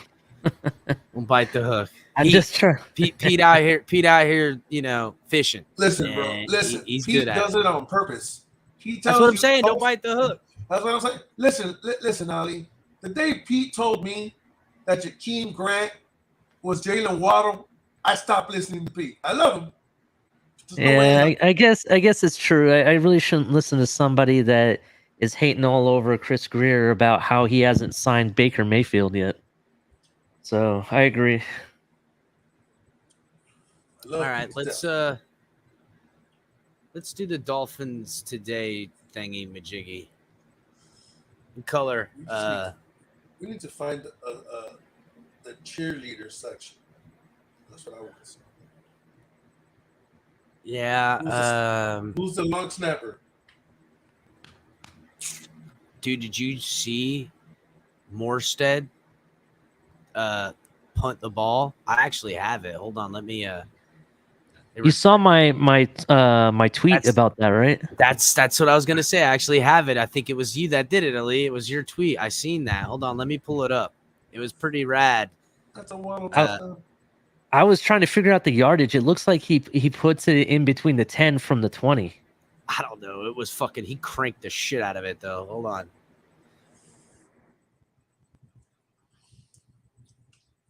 Hold on, let me pull it up real quick. I love you, Pete. Some takes are legendary. I will say that. All right, here I got it. Hold on. Some of his takes are unforgettable, dude. Mm-hmm. All right, courtesy of Ali and Omar Kelly. Look at this freaking punt. Yeah, he's at the 20. Fucking drilled it, dude. It's in between the 10. It's like the 5-yard line. Okay, so hold up. Hold on, I'm gonna. Yeah, but he kicked 5. He's kicking He's at it. the 20, bro. Look, Hold it's right on. there. There's the. Hold on. There's the 40. Mm-hmm. 35, 30. Okay, he's at the 21. Sorry. Hold on. 40, 35, 30. So he pretty much kicks it from like the 25. So in the air from the 25, caught at fuck, dude. That's the 10 fucking yard line. Because look, that's the 20. There's the 10-yard line. He's actually, when he catches it officially, he's at like the I know. 7-yard line, something like that. So he kicked it 1,800 yards right there. I don't know. Don't check me on my math, but it's pretty damn close. It's a pretty good punt. That's what I'll say. Yeah, and that's why we didn't get everyone's beloved Ariza. As you put in the tweet itself, you're like, guess we don't need Matt Ariza. So. Mm-hmm. And to be fair, Color has been preaching that the air in Buffalo during cold weather is a lot different than San Diego State. So therefore, the ball will move differently. So he may not even be able to pull that off in Buffalo consistently. No, if you listen to Color, the fact that he's wearing a blue jersey will hinder the kick. Don't. No, according to Color, don't listen to Color, bro. I love Color. Listen, I could kick a good punt in Denver. I'm just saying, in the Mile High, I can punt the shit out of the ball too. The ball floats. It really does. Of course it does. Yep, that's right, Miss Fins. It was an 1,800 yarder. I don't see Matt Ariza doing Well, that. it's not just floating; it's literally uplift. The heat, like the dry heat, like it's uplift. It's no different than like a tornado or anything else. It literally lifts up the ball. And we put the ball in a hot bag that's actually full of hand warmers, so the ball comes out hotter than the air. So when we kick it up there, it's filled with hot air, so it flies higher. Shout out to Punting Gate finna come out next. So all right, let's watch this. Waddle takes strike by from the ball away. Pressure building. Intercepted in the end zone.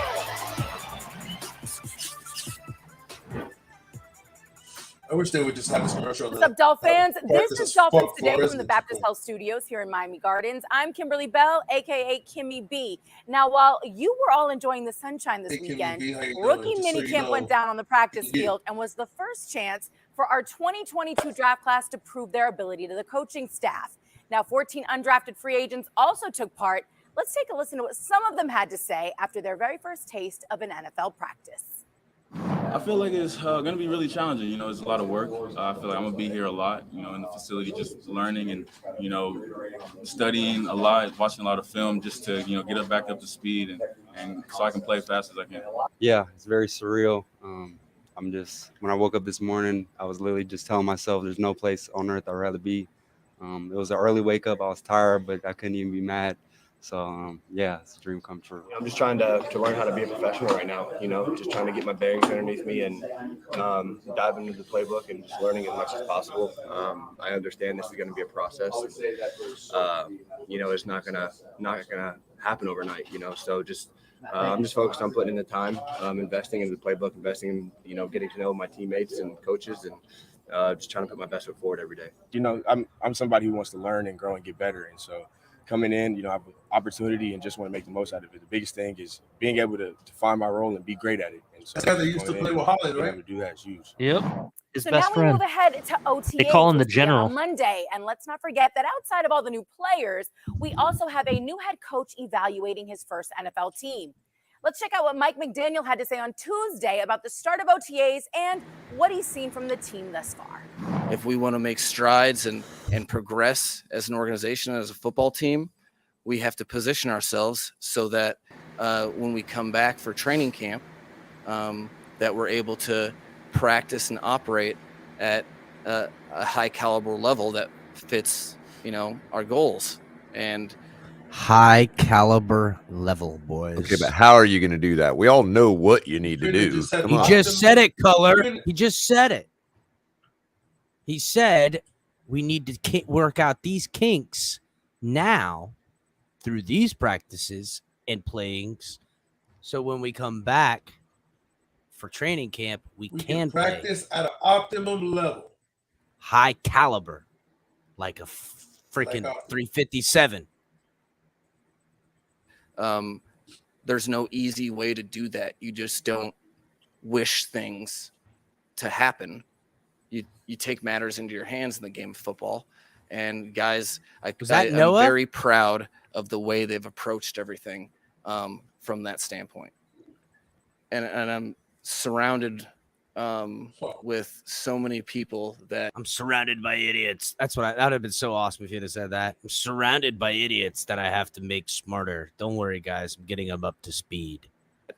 That are supporting and help driving the force that it truly feels like a team that we're working together for a common goal, which that is what football is all about. All right, so let's dive into the fish tank for a bit. With all these new faces out on the practice field, the rookies are going to be looking to the vets for some advice on how to handle all the obstacles NFL life might throw at them.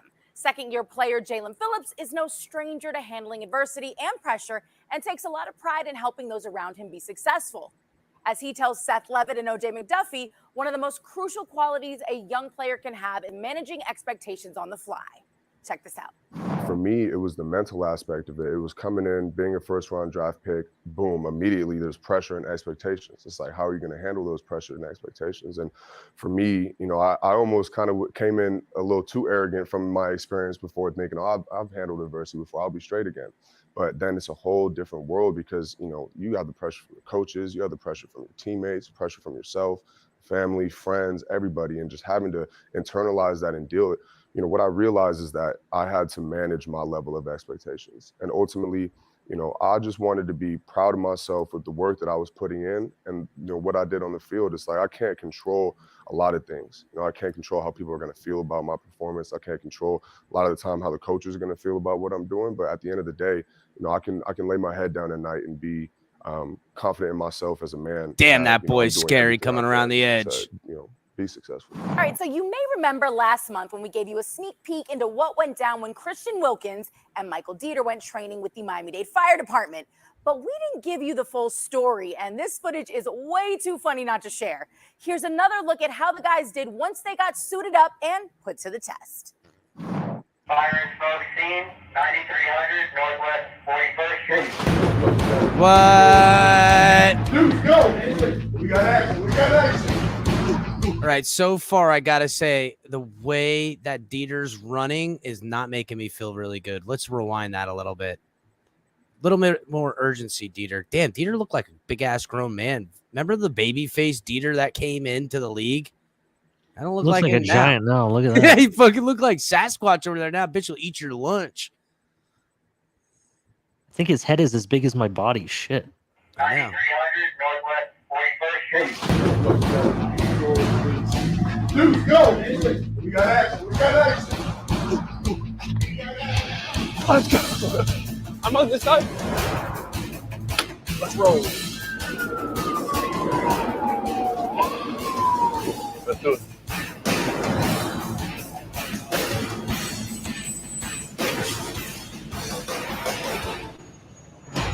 Somebody tell me. Got a fire on the third floor. Just gonna go ahead and head up, all right? Leaders line. Advance. Hell yeah, Slow down your boys. breathing. Going to move up. Make it into on the third floor.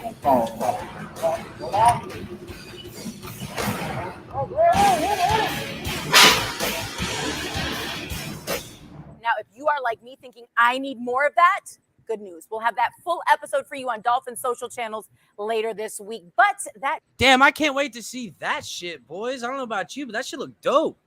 They look dope.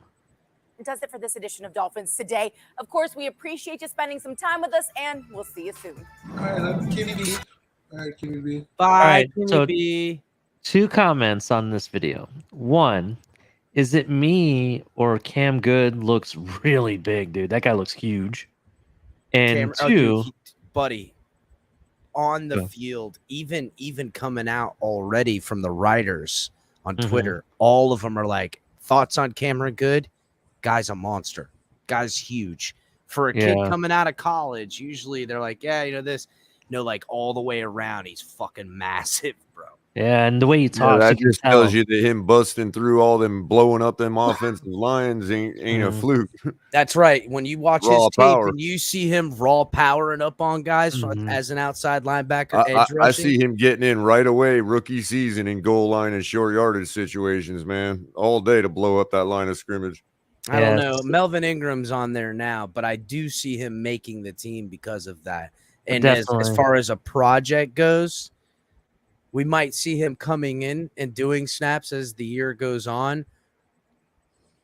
But because Melvin Ingram and guy is only on a 1 year, you'll see Mhm. him come in next year and Yeah. never feel the loss of Melvin. Yeah, Ingram at it'll all. be highly situational. I'm just saying, at some point in the year, we're gonna make a big stand on the goal line, and you're gonna hear Good's name being called. Yeah, you're gonna see him do Yeah. some shit, or on a friggin' on a special teams, he's gonna make his presence felt. Maybe block a punt or block a fucking kick or some shit. Yeah, that's true. The other comment I have is I'm impressed with how Phillips has grown and matured so quickly. Right for usually maturity kind of happens like 2 or 3 years in. It just seems like after the freshman year, he already kind of learned his lesson about his expectations and everything. Credit And to the I could Dolphins really for heading it off at the pass. I guess somebody in the organization pointed him to one of the Dolphins organizational counselors or whatnot. and Ali helped is going to say that Christian is the best fireman. Funny. But no, I really think that I think I could see him like out of all the players we have, I could see him like heading towards Pro Bowl like almost instantly next year. You know what I mean? I could see him being one of those guys. Who? Phillips, out of all the newer players that we have, you know what I mean? Phillips to me they should be getting his measurables for his gold jacket. To me, Yeah. he's when I saw him in Miami and the Hurricanes and coming out of Mhm. high school too. Yeah. I mean, just some I guy. mean, everybody knows I'm a hurricane honk, but I really truly believe it's the best pick we've made in 10 years.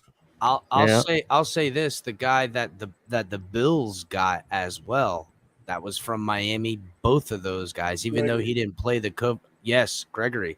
Both of those guys to me are just phenom bodies that have speed and athleticism you shouldn't have being that big. Like if they were, they're kind of like how basketball players are that you see that you're just like, holy shit, how can a guy be that big? Like Jokic, the Joker and shit. Just the way these guys move, you're like, whoa, that's what I think. And yeah, I think that's what they were thinking. Moss Sports Talk says, yeah, Cameron Good. How do he get down in the 7th round? I'm thinking that's what they thought when they saw him in the 7th. They're like, holy shit, this guy made it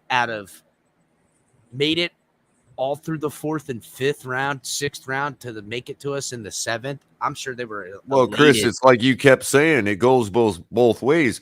The talent level in this draft was so obfuscated that you could easily get crap in the 1st round and you could get 1st round talent in the last rounds. And there are a few people in this draft, despite the draft overall being bad, there are a few players in the draft that would have been high ranked draft players in a good, decent draft in any normal year. So don't think that there was, just because it was a bad draft, that every single player in it was below quality.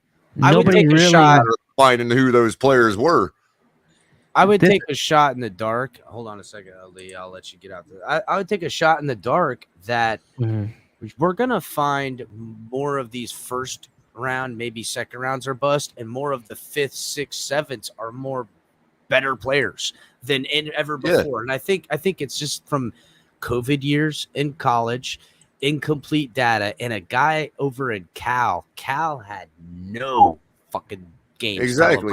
And what I'm none. California was just devoid of games. They didn't even get a lot of players playing at all during COVID, while other conferences were. Don't forget. Yeah, the real principle I'm implementing is just that nothing goes up or down in a straight line. Yeah, the draft might have been crap, but that doesn't mean there wasn't great players in that draft. Yeah, I mean, what I was going to say, I was kind of comparing it to a poker game. Everybody's going all in, and nobody knows what their hand's going to be in the end. You know what I mean? We could end up with. That's why nobody valued the 1st rounds per se. That you could have got all of our guys could end up being Pro Bowlers. We have no idea. Yeah, you know what I mean? It's possible. I mean, I would say that that's a shot, but I'm not exaggerating a little bit, but I mean, Dolphin 305 1st round talents in the 7th. That's not what we're saying. What we're saying is, outside of some of the obvious, everything else was not obvious. You know what I'm saying? Everyone was throwing darts on the board this year, and you might have found a gem. I mean, just on the measurables alone from Cameron Good. Yeah. And Dolphin 305, you have to remember, this is the draft that has players in it that has a year and a half missing of data. Right? That's the point El Capitan keeps making, like for the last month.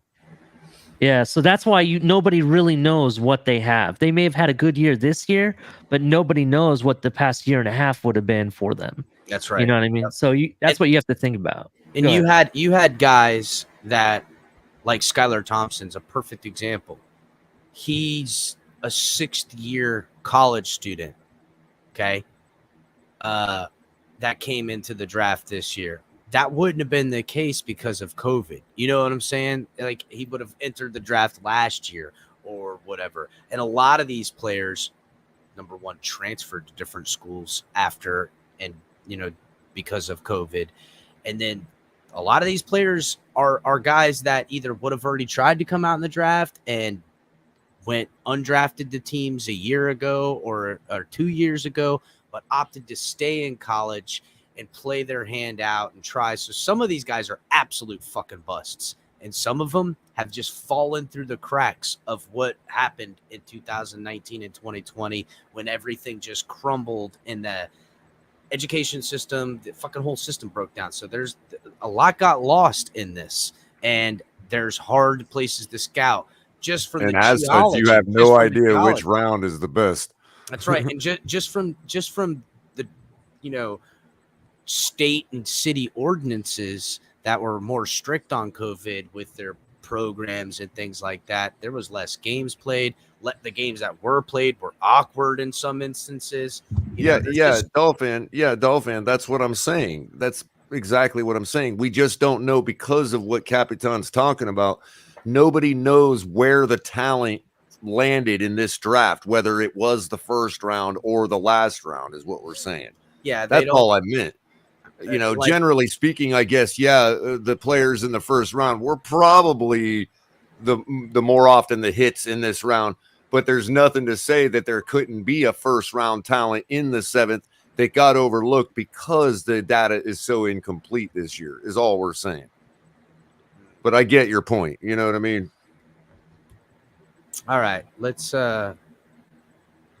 move on to this. This is actually a little bit longer of a video than I anticipated, so maybe we won't get into all the players' interviews because I'm looking at it and we're talking at least just on playing this shit. I got another hour, taking out all context and us talking on it. So I don't know. We'll see. We'll see how long El Capitan can go. But everybody watching on Facebook, Twitch, Twitter, please do us the kindness. Come over to YouTube. Get involved in the conversation.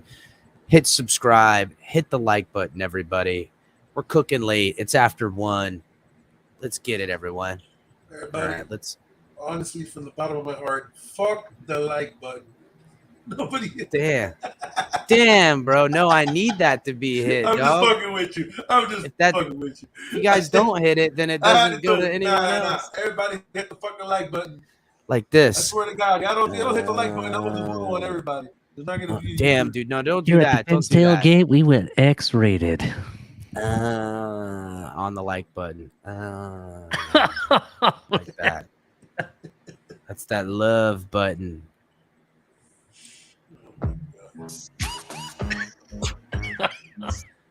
Welcome back to the Fish Tank right here on the Miami Dolphins Podcast Network. Seth Levitt, DJ Preach is back there on the ones and twos, and my main man, OJ McDuffie. Juice, we're back in the Wingfield living room. We're in the building, man. Again. Again. We're back in the building, man. I don't know what you did. Man. Hey, Chris, is that video all the way up? Because I can barely hear it.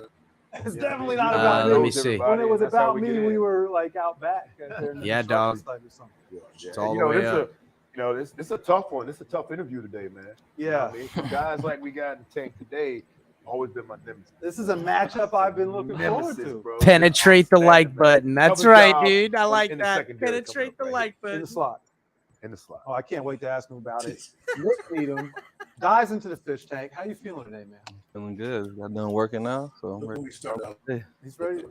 You ready to start your day? So what was that? Like that's just getting it in. That was work. That's mandatory though. Yeah, Okay. you know what I'm saying? We're not worried about that. Got it. Got it. I got it. Well, we have a lot to cover. It was fun doing some research on you. It's certainly been fun following your career thus far. But before we go any further, as I'm sitting here with my partner, and we talked, it's interesting actually, where this whole thing, Renzo's a little fly with this. I think he set us up for this question. Talk to me about Juice County. Oh, Juice right? County. Because I got, like, for me, I've been here. I thought this was Juice County. Hey, for sure. Yeah. So, Okay, well, what you got, Juice, going Juice. on? I'm just That's your OJ. My nickname, nickname OJ. is See? Juice. Okay. Yeah. Well, where I'm from is Orange County, but me and all my friends would call it like Juice County, Orange Juice. So that's the juice, and like kind of adopted that, and it's kind of a little takeover going on out there now. So we just trying to keep promoting that, but basically just where I'm from, where all my best friends are from, and we all just doing different things. One of my best friends in the NFL now too, so that's also cool. So we just trying to represent Juice County well, man. So why all the jumping around, and how did that affect you in your development as a player, or did it help you as a player? I think in the long run it helped me, but when I was younger, moving around, I'm thinking all you think about is your friends. You don't really know what's really going on. But my parents were never together, so they were split. We were split times. I lived with my mom up till like 16, but I would go with my dad. But we were in San Clemente, and it just wasn't. We went from Long Beach to San Clemente, and that's where I did middle school, high school, and then until my sophomore year. One of my like best cousins, kind of like my brother, he died. So that was kind of like a traumatic experience, and I just think I was just going through like some rough times then, so I needed to just get a new little situation. I ended up moving in with my dad in Anaheim, and that's where I went to Servite High School, which was an all men's Catholic school. So that was kind of like another switch up, which I wasn't really feeling. And I was already like in my head, like I had to figure to it. So, oh, sorry. You Like, okay? No, my no, bad, you're my in the bad, fish my tank. bad. No, it's okay here. We're Yeah, good don't let in the that tank. My slide. bad, yeah. Good. So I had to figure Damn, some boy, stuff out on the slipping. child and just get my head right. So I think that Catholic school actually gave me structure and stuff, so that was cool. But just still young, I'm like, I don't like this. Like, I'm trying to get out of here. So, and I wasn't playing. I didn't play varsity till my senior year in high school. So I was still on JV all through those years. And But was that because you were jumping around, or do you I think think that that was and attitude, like, not bad attitude, but like just being only child, kind of doing my own stuff. I kind of talk back a little bit. So like to coaches? not to everybody. Just like I had. That's what I said. I had to figure some stuff out Gotcha. when I was younger. So I did that, and then I went to the private school. Didn't work out, and then I went to Buena Park, and I ended up playing my senior year. My dad came to coach there, so he was the OC. So that was He cool. looks big. Met my best friends there, so that was also cool. Talk about your dad a little bit. I mean, I know he's a quarterback guru, correct? Yeah, no, he's definitely a quarterback guru. Yeah. Steve Calhoun. Yeah, He's based out of Anaheim, Orange County as well. That's me. Oh, my bad. No, Getting hot in here. But yeah, no, he's been coaching quarterbacks for like 20 years. Started his own company. He played in NFL Europe for a little bit. Played in Arena League. And now he's worked with like some notable guys on the offensive side, Keenan Allen, a bunch of Chargers receivers. He's worked with Cam Newton a couple times. Just all over the world. But damn, you hear that? You guys hear that? I wonder if Nick Needham getting a little bit of competitive edge from his dad working with all these wide receivers and quarterbacks all over the damn place. Am I right? Maybe. I mean, listen, that might be your dad's business, but that's your son. Okay, I don't give a shit. You're gonna give your son a freaking leg up any way you can. And your son plays defense. Don't we play the Chargers? You damn right. You think you're gonna tell him everything he knows about Keenan Allen? This is a TFTG breaking news report coming right now. TFTG breaking news report.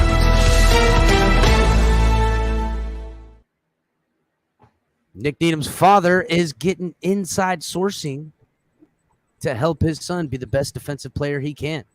Got the second round tender this year. Looks like he'll be getting a big time extension because this is the year Nick Needham solidifies himself as cornerback number 2, where the Dolphins decide, hey, Byron Jones, it's time to move off, and we're going to repurpose that money for the younger guy, Nick Needham. All right, let's continue. So why not quarterback for you? I mean, I tried that. We tried that. Yeah, like it's just like didn't really mesh together. Like getting coached by your dad and the same position didn't really go well. Oh, okay, so I think I got his like attitude and all that stuff. So like just clashing heads didn't really work. The receiver was cool. It was like, all right, like I can just do that. I liked receivers too, actually. That was my favorite position. Damn right. But I was too small, not fast enough. So. Wow, I just saw you walk in, man. You look taller than me. Yeah, hey, man. well, I'm just saying. That's what I'm saying. My hands are small. I know your hands Well, big yeah, as hell. he's got those mitts. I probably got the smallest hands on the team. So. It's bad. That'll do it. When I hear that, right, and I hear the different things you had to go through in the different schools, and it starts to make me understand maybe how you ended up at UTEP, right? So everybody's got a different path to how they get here. Some guys, I won't name names, some guys get recruited by every school in the country. They get legendary coaches handwriting letters to them to recruit them, and other guys are just chasing an opportunity. Yeah, OJ, they're chasing an opportunity. So, but you got there, you made it happen, you did your thing. But as a team, I went and looked at that record. Oh yeah, Y'all, your last 2 years, y'all were like 1-23. I won one game in my last 2 years. 1-23, and then you get to the league and drop the first 7. Yeah. Like, how do you stay focused? I mean, on a 1-30 run. At that point, I mean, there was a lot of talk with my family and stuff because, yeah, like you said, it's hard to stay focused when you just like you think like, all right, we're just gonna go out here and lose. Like, man, that was the the energy of the team that was giving off. So it was like, it's tough to get out there, but you just try to keep motivating everybody. And my dad, being a strong football-minded dude and just knowing he's always been hard on me, and he says, like, no matter what he do, like, if y'all losing by 50, whatever you put out there on tape is about to be seen by anybody. So you might as well go hard, and now even stand out even more. If y'all losing every game, you're still out there trying to win and go as hard as you can. So I think I took that into consideration and applied that really my senior year too. And then, yeah, like when we came here, it was like, oh, this is like everybody tripping. I'm like, this is nothing to me. Like, yeah, I'm used to this. Like, I can get it in with this. When you got cut and they brought you back, what was the difference you think? Oh, yeah, that was for sure. And that cut feeling, the craziest part is like they had on the last day of cuts, they caught like, it was like 11. I think the cutoff time was like 11:30 or something. Like, I still didn't get a call. I was just sitting in my bed, like, in there, and then I saw the number call and then got cut. And that like heart drop feeling, I was like, I don't ever want to feel this again. So I think that just helped me keep it pushing and do it. Yeah, Definitely do it. yeah. Yeah. When they cut me, I didn't answer the phone. Yeah. Send my stuff to the house. Yeah. Was my Yeah, man. my 9th year, but Yeah, I was just like waiting for it. I was like, do you want me to go there? Or do you want to? I still got cut. After I've been a two-time MVP. I guess it's whatever it is. First time I got cut, man. Understood. Did you change your diet at that point? No, I had to hell with it. I definitely stopped Let it all lifting go to weights. hell. Where's the Whataburger up in it? That makes sense. So you just mentioned Josh Boyer. Is it accurate? And I, again, trying to do the research, but is it accurate that when you didn't get drafted on draft day, that the call you got was from Josh Boyer? Is he the person that actually called you? Well, I called, like I was talking to my agent, yeah, and he was like, what team you want to sign with? Because I think, yeah, when you're in draft, you can choose. And like another team was telling me they was gonna drop me all the time, and they didn't. Right. And then the Dolphins had told me straight up, like, this is what we're about to do. But like, So you're saying the Dolphins didn't say, "Oh, we're going to draft you"? yeah, They like said, throughout if the you're process, there, they're like, we want you. like you, but like, As a yeah, USA. just knowing, yeah, we like undrafted, but we feel like you can come here and make a name for yourself, type stuff. So And that was one of the only teams that really like just kept it down there, and I like. That's why I mess with, like, honesty and just truthfulness. So Gotcha. they did that, and then I talked to my agent. He's like, it'd be cool. So I called it, or I said, yeah, let's do it. And then He's still your defensive coordinator, and so have the things that you guys spoke about in that initial conversation, you're starting to see them come to fruition, and has that helped you guys build this bond to get to where you are now? Yeah, I definitely would say that. I think our bond is good. Definitely give a lot of credit to him and where I'm at today. He's helped me out tremendously, opened my eyes that it can be gone that second. Like everything, life is like that too. It's not really a lot of room for mistakes. So I think that's what I appreciate a lot, and just want to keep it going. I'm not there yet, obviously, so we just want to keep going and keep getting better every week, every year, every week. All that. Cool. Nick, the position you play is one of the absolute strengths on this team. I mean, the DBs, when you got They need to turn Juice's mic up, bro. X and Byron, X might be one of the best to ever play the position. Right. No, sure. But I always tell guys that their job is way easier than what you have to do on the inside. The inside guy, you're really playing outside linebacker at times. You're playing Sam or Will. You might have to get your nose a little bloody, on making the tackle. You might have to come off the edge or the slot and blitz. Right. You know what I mean? Those guys got it easier compared to you, man. How was your relationship with those guys? The guys on the outside, the prima donna DBs compared to the guy that's got to be in the slot doing the dirty work. I think we got a great relationship. X smiling. and Byron. No, because it's funny. Like, we always joke around and stuff. Definitely, I mean, not this past year, but the year before, I wasn't saying nothing. But last year, yeah, you like can thank third year, I'm like, okay, they're saying a bunch of stuff. Like, I'm gonna say some stuff too, but I just been handling my stuff in there well because of them. Like, asking them for the guys, friggin' Howard and Byron always gas up Nick, like in media talks and in everything. They're always on his side. As you guys remember, you hear them always giving him accolades for what they get to do out there. They always defer to how Nick's one of their dudes as well, which was always pretty cool. And it would have been, could you guys imagine if he wasn't on the team right now? It would suck. It would be a terrible loss. For tips. And I mean, I watch X sometimes line up in the slot and he'll strap some stuff up. And I'm like, how do you do that? Or like Byron, like, how do you do that? Like, So I'll take what they do from the outside and try to apply it to my inside game because, I mean, they're some of the best, and obviously they're out there for a reason. So I'll try to just soak up as much game from them. And I think we all got a cool little brothership and like to joke around and mess around with each other. And I think that's why we're so happy for each other when we make plays out there. That's what I was going to ask you, right? So look, you watch him every week. Right. I don't know if you've seen film of the work this man did in there. Sure. And so what do you see Yeah. when he lines up? What, as a person whose job it was to try and beat this guy, what do you see when you see him? I saw the same thing, technically sound, you know what I mean? Waiting for a guy to make his move instead of giving him an easy release. You always got to try to put your hands on people. Nick likes to put his hands on them too. Because you have to. You only got a limited window in there, you know, to put your hands on somebody. So redirect, you know what I mean, make them uncomfortable. One thing wide receivers, you know, about wide receivers is we hate getting touched. Right. Don't touch us at all, especially the line of scrimmage. Man. It disrupts everything, man. So that's but kudos inside, man. Would you rather be, you know, blitzing quarterbacks? I know you don't want to, you know, tackle that running back. Would you rather be in coverage? I'd definitely rather be in coverage. But I like the physicality of the game, and I think I've adopted that. I love like that. Listen, sacks. I didn't really sack nothing in college, so yeah, I got a sack every year now. So that's been And the cool. pressures are serious. I saw Yeah. that posted somewhere. Yeah. And it had like 15. I mean, Oh yeah, I've been there. Yeah, Get but I need to get after it. better at it, of course.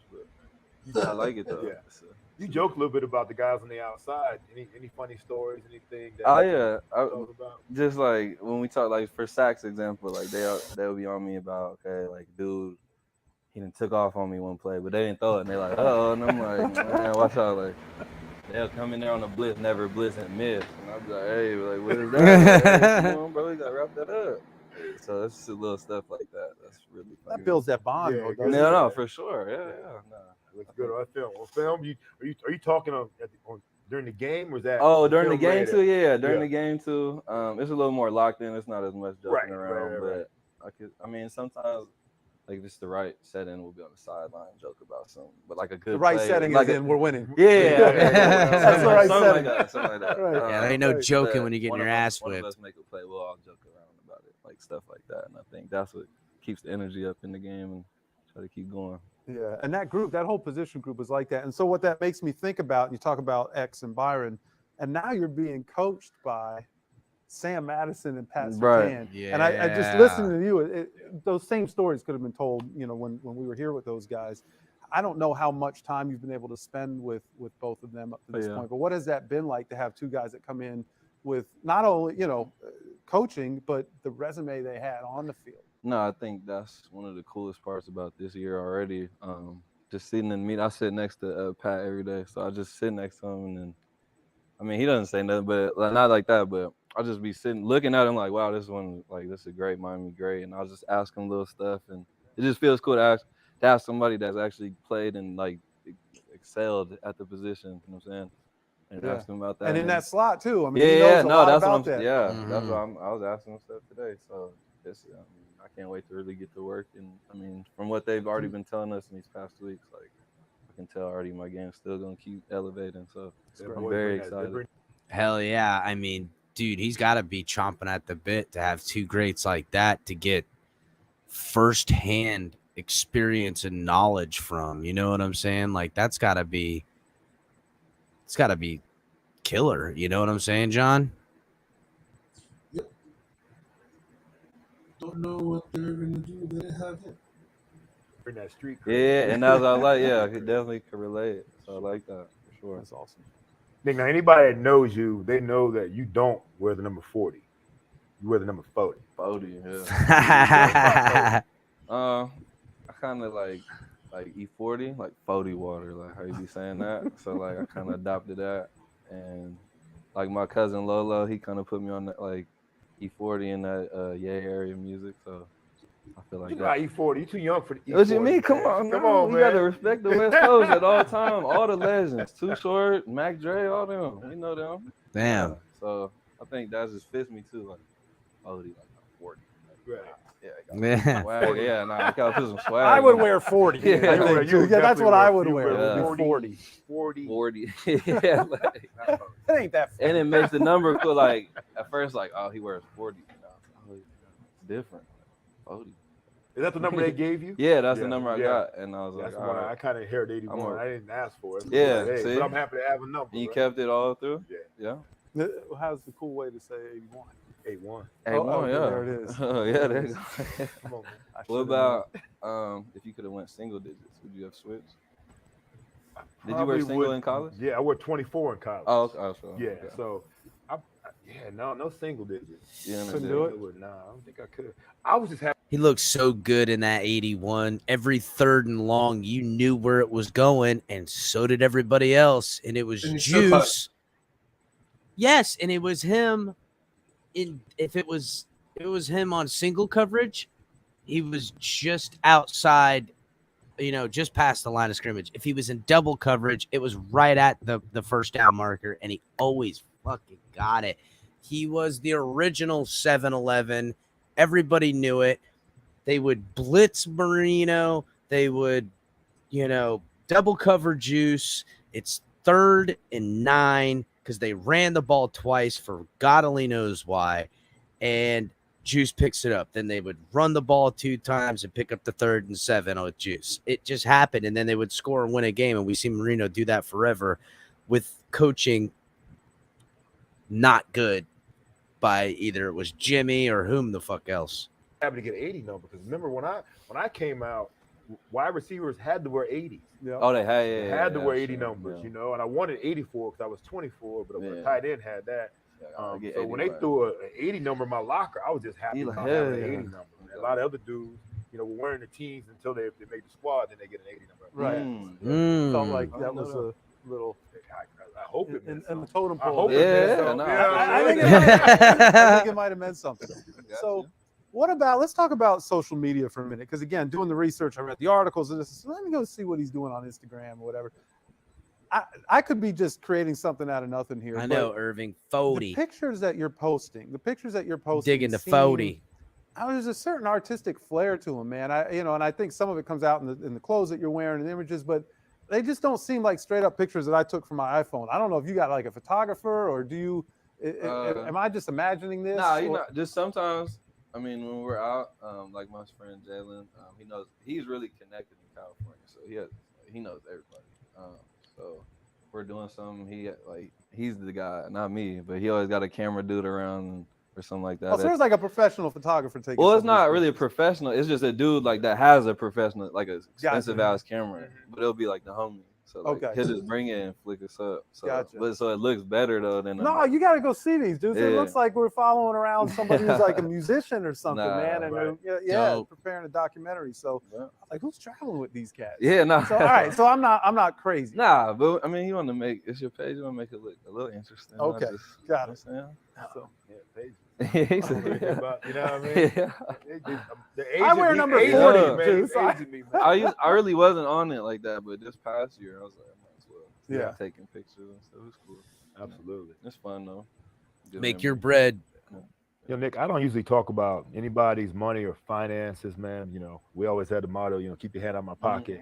You keep your hands out of my pocket. But you did sign your second round, tender that the Dolphins placed on you. For one, I think that shows how much they value you. You know what I mean? But do you ever sit back? Now, I know OJ is a great team ambassador. I think he handles this pretty nicely because although Nick Needham did get a second round tender, I'm sure he wished he would have got a bigger contract. But as we know with this team, I'm pretty sure they've said to him, hey, look, you take this second round tender and we'll be sure to take care of you. And I think he knows that after seeing what everybody gets that treatment around here. And Agba shows that, hey, look, we take care of our own. Same thing with Howard. He got taken care of as well. Back and reflect on, where you started to where you are now. Considering, like we just talked about, 3 high schools, undrafted, no combine, no all-star games, getting cut, then finally getting a chance to play. From where you started to where you are now, man, you sit back and reflect on that? No, for sure. I think the day of when I found out like that was happening, I was just like, wow, like I went from, like you said, just staying in my granny house, like 10 people in there. We all just vibing out. No one cares. Like when you're young, like you said, when you're young, you don't notice that stuff. And then you get older and it's like, wow, like my parents really did a lot for me. So that in order to get all this, or like, you know what I'm saying, to just be blessed with this and to give back, I think that's the biggest thing for me. It's like, now I can finally give them back, not just for the money they spend or like the time and all, like 21 years of raising them. So stuff like that, I think that's the biggest thing. Your family come out here with you? No. They're in Juice County. You're still in Juice County, man. Yeah, trying to get right. Took my mom a long time. My mom, see, Juice County is a lot different than Cleveland. Yeah. My mom was in Cleveland. Oh, when man. we come down here for a while. Shit, Mom, ready, huh? What are you thinking? What are you thinking? You know what I mean? Yeah. No doubt. What's What about, you talk about kind of paying back your family for all that they've done, and what about organizationally? Like, does it change the goals, or were those things already on the table? The organization means the world to me. I mean, they kind of gave me my life, so that's how I feel like that. I mean, you got to remember, this is an undrafted guy too, you know? Taking care of me, took a young kid that didn't really know what was going on, fat. Like, got my mind right and really like helped me grow into a man with all the coaches here and players, and I just like, man, like this is a big part of my life, and I'm gonna remember this forever, and I'm telling my kids about it. Like, so I feel like this is like one of the hugest milestones in my life, being a part of this organization. And it's cool to be in Miami because it's kind of similar to Cali Beach. Right. It's not good with Cali. Oh, shit, bro. What? You did not. Damn, dog. Don't say that. Look, they're both looking at each other like, oh, he stepped in shit right here on the show. What do you think about that? His Juice Beaches. County versus. I haven't been to Cali. I haven't been to very many Cali beaches. So I feel like it's colder. Yeah. But I guess you like California the best, but Miami's second. Oh, damn, bro. He said shot fire. Shots on fire. We're glad you're on this coast. Damn We've right. really enjoyed watching your development, and last year was a lot of fun. We got to do the post game last year. Not for nothing, but that second round tender in California is not worth nearly. He thought he was upset about that. Yeah. And talked a lot about you. And yeah, we talked a lot about Nick. That was good stuff. I appreciate that. That's love every time. Good stuff. And you had to move around. You had to fill in for some folks, play a little safety. Yeah, man. I never played Hell yeah, safety. he definitely came in with Like the I said, every safety year love. something different. Learning So and I'm growing. just trying to keep going, keep adding to the resume. And could do it all, man. Free safety, strong safety, nickel, corner. And a fish tank, yes. Yeah, and I think that's the important part about it, man. Now, It's guys- the employer thing, but all you guys coming back, bigger and better things the next year. Yeah, the chemistry. We even talked a little bit about your young safeties on top of those corners. No, man. right, man. You guys, Yeah. five on that backside, Yeah, man. Javon and Brandon. Unbelievable. Yes, sir. No, they ball. Yeah, you're talking about you like going downhill. Those two guys. Yeah, no, they look different than me. Yeah, they really going down. Yeah. Especially Brandon. Brandon let out. Yeah. He tackles sometimes. Yeah. He be getting it in. No doubt. So, well, this was a lot of fun, man. It was good to Well, get to know you. appreciate you. Again, I can't even say, folks, but it was fun to watch you out there, and now to get to know you, I think it'll be even more fun this year, man. So we're Appreciate excited it. to see what happens. It's a pleasure. Thanks for having me. So the podcast version, guys, and make sure everyone goes and watches it or listens to it. But the podcast version is longer than that. There's a lot of stuff that's on there that's not on here.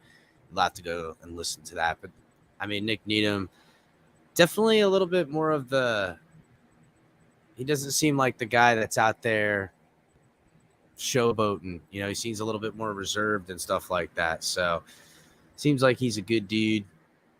Definitely gonna have to friggin' keep our eyes on him, because he's probably gonna be somebody the Dolphins look to extend as time goes on. All right, guys. I've got a couple of. Well, I mean, listen. If we lose him, it's only because Noah is putting it in, and we don't have to pay Noah because he's still under a rookie contract. I mean, you still got to pay him, but not as much as Nick Needham. And then if Nick balls out, pricing him out of that position, again, I'd rather get rid of Byron, and take a younger guy. You know what I'm saying? So, and Irving here, he's like, Nick Needham built in his safety for nickel DB, but he's played safety, played outside boundary. I mean, you don't want him to be on the boundary against some of these top flight wide receivers. He'll get torched, but you can definitely see him in a fill-in role depending on matchup specific. But all right, boys, let's do the rundown one last time. Everybody make sure you're hitting the like button, subscribing, coming over from Facebook, Twitch, and Twitter, and subscribing over here on YouTube, checking out all the great content. Tonk 7 TMI Tuesdays, live at 9, color commentary on there with them. Catch color tomorrow night with late night color commentary. Saturday, you guys can also catch Ali's new show. Can't wait to hear what he's got coming up next. Every other night of the week, you got me, El Capitan, getting it in. Fanatics in the description. All the gear in the description. Make sure everyone's helping support the show. And, guys, we'll see you guys tomorrow. Color, you got late night color commentary. We'll see you tomorrow, guys. So, definitely. Later, y'all.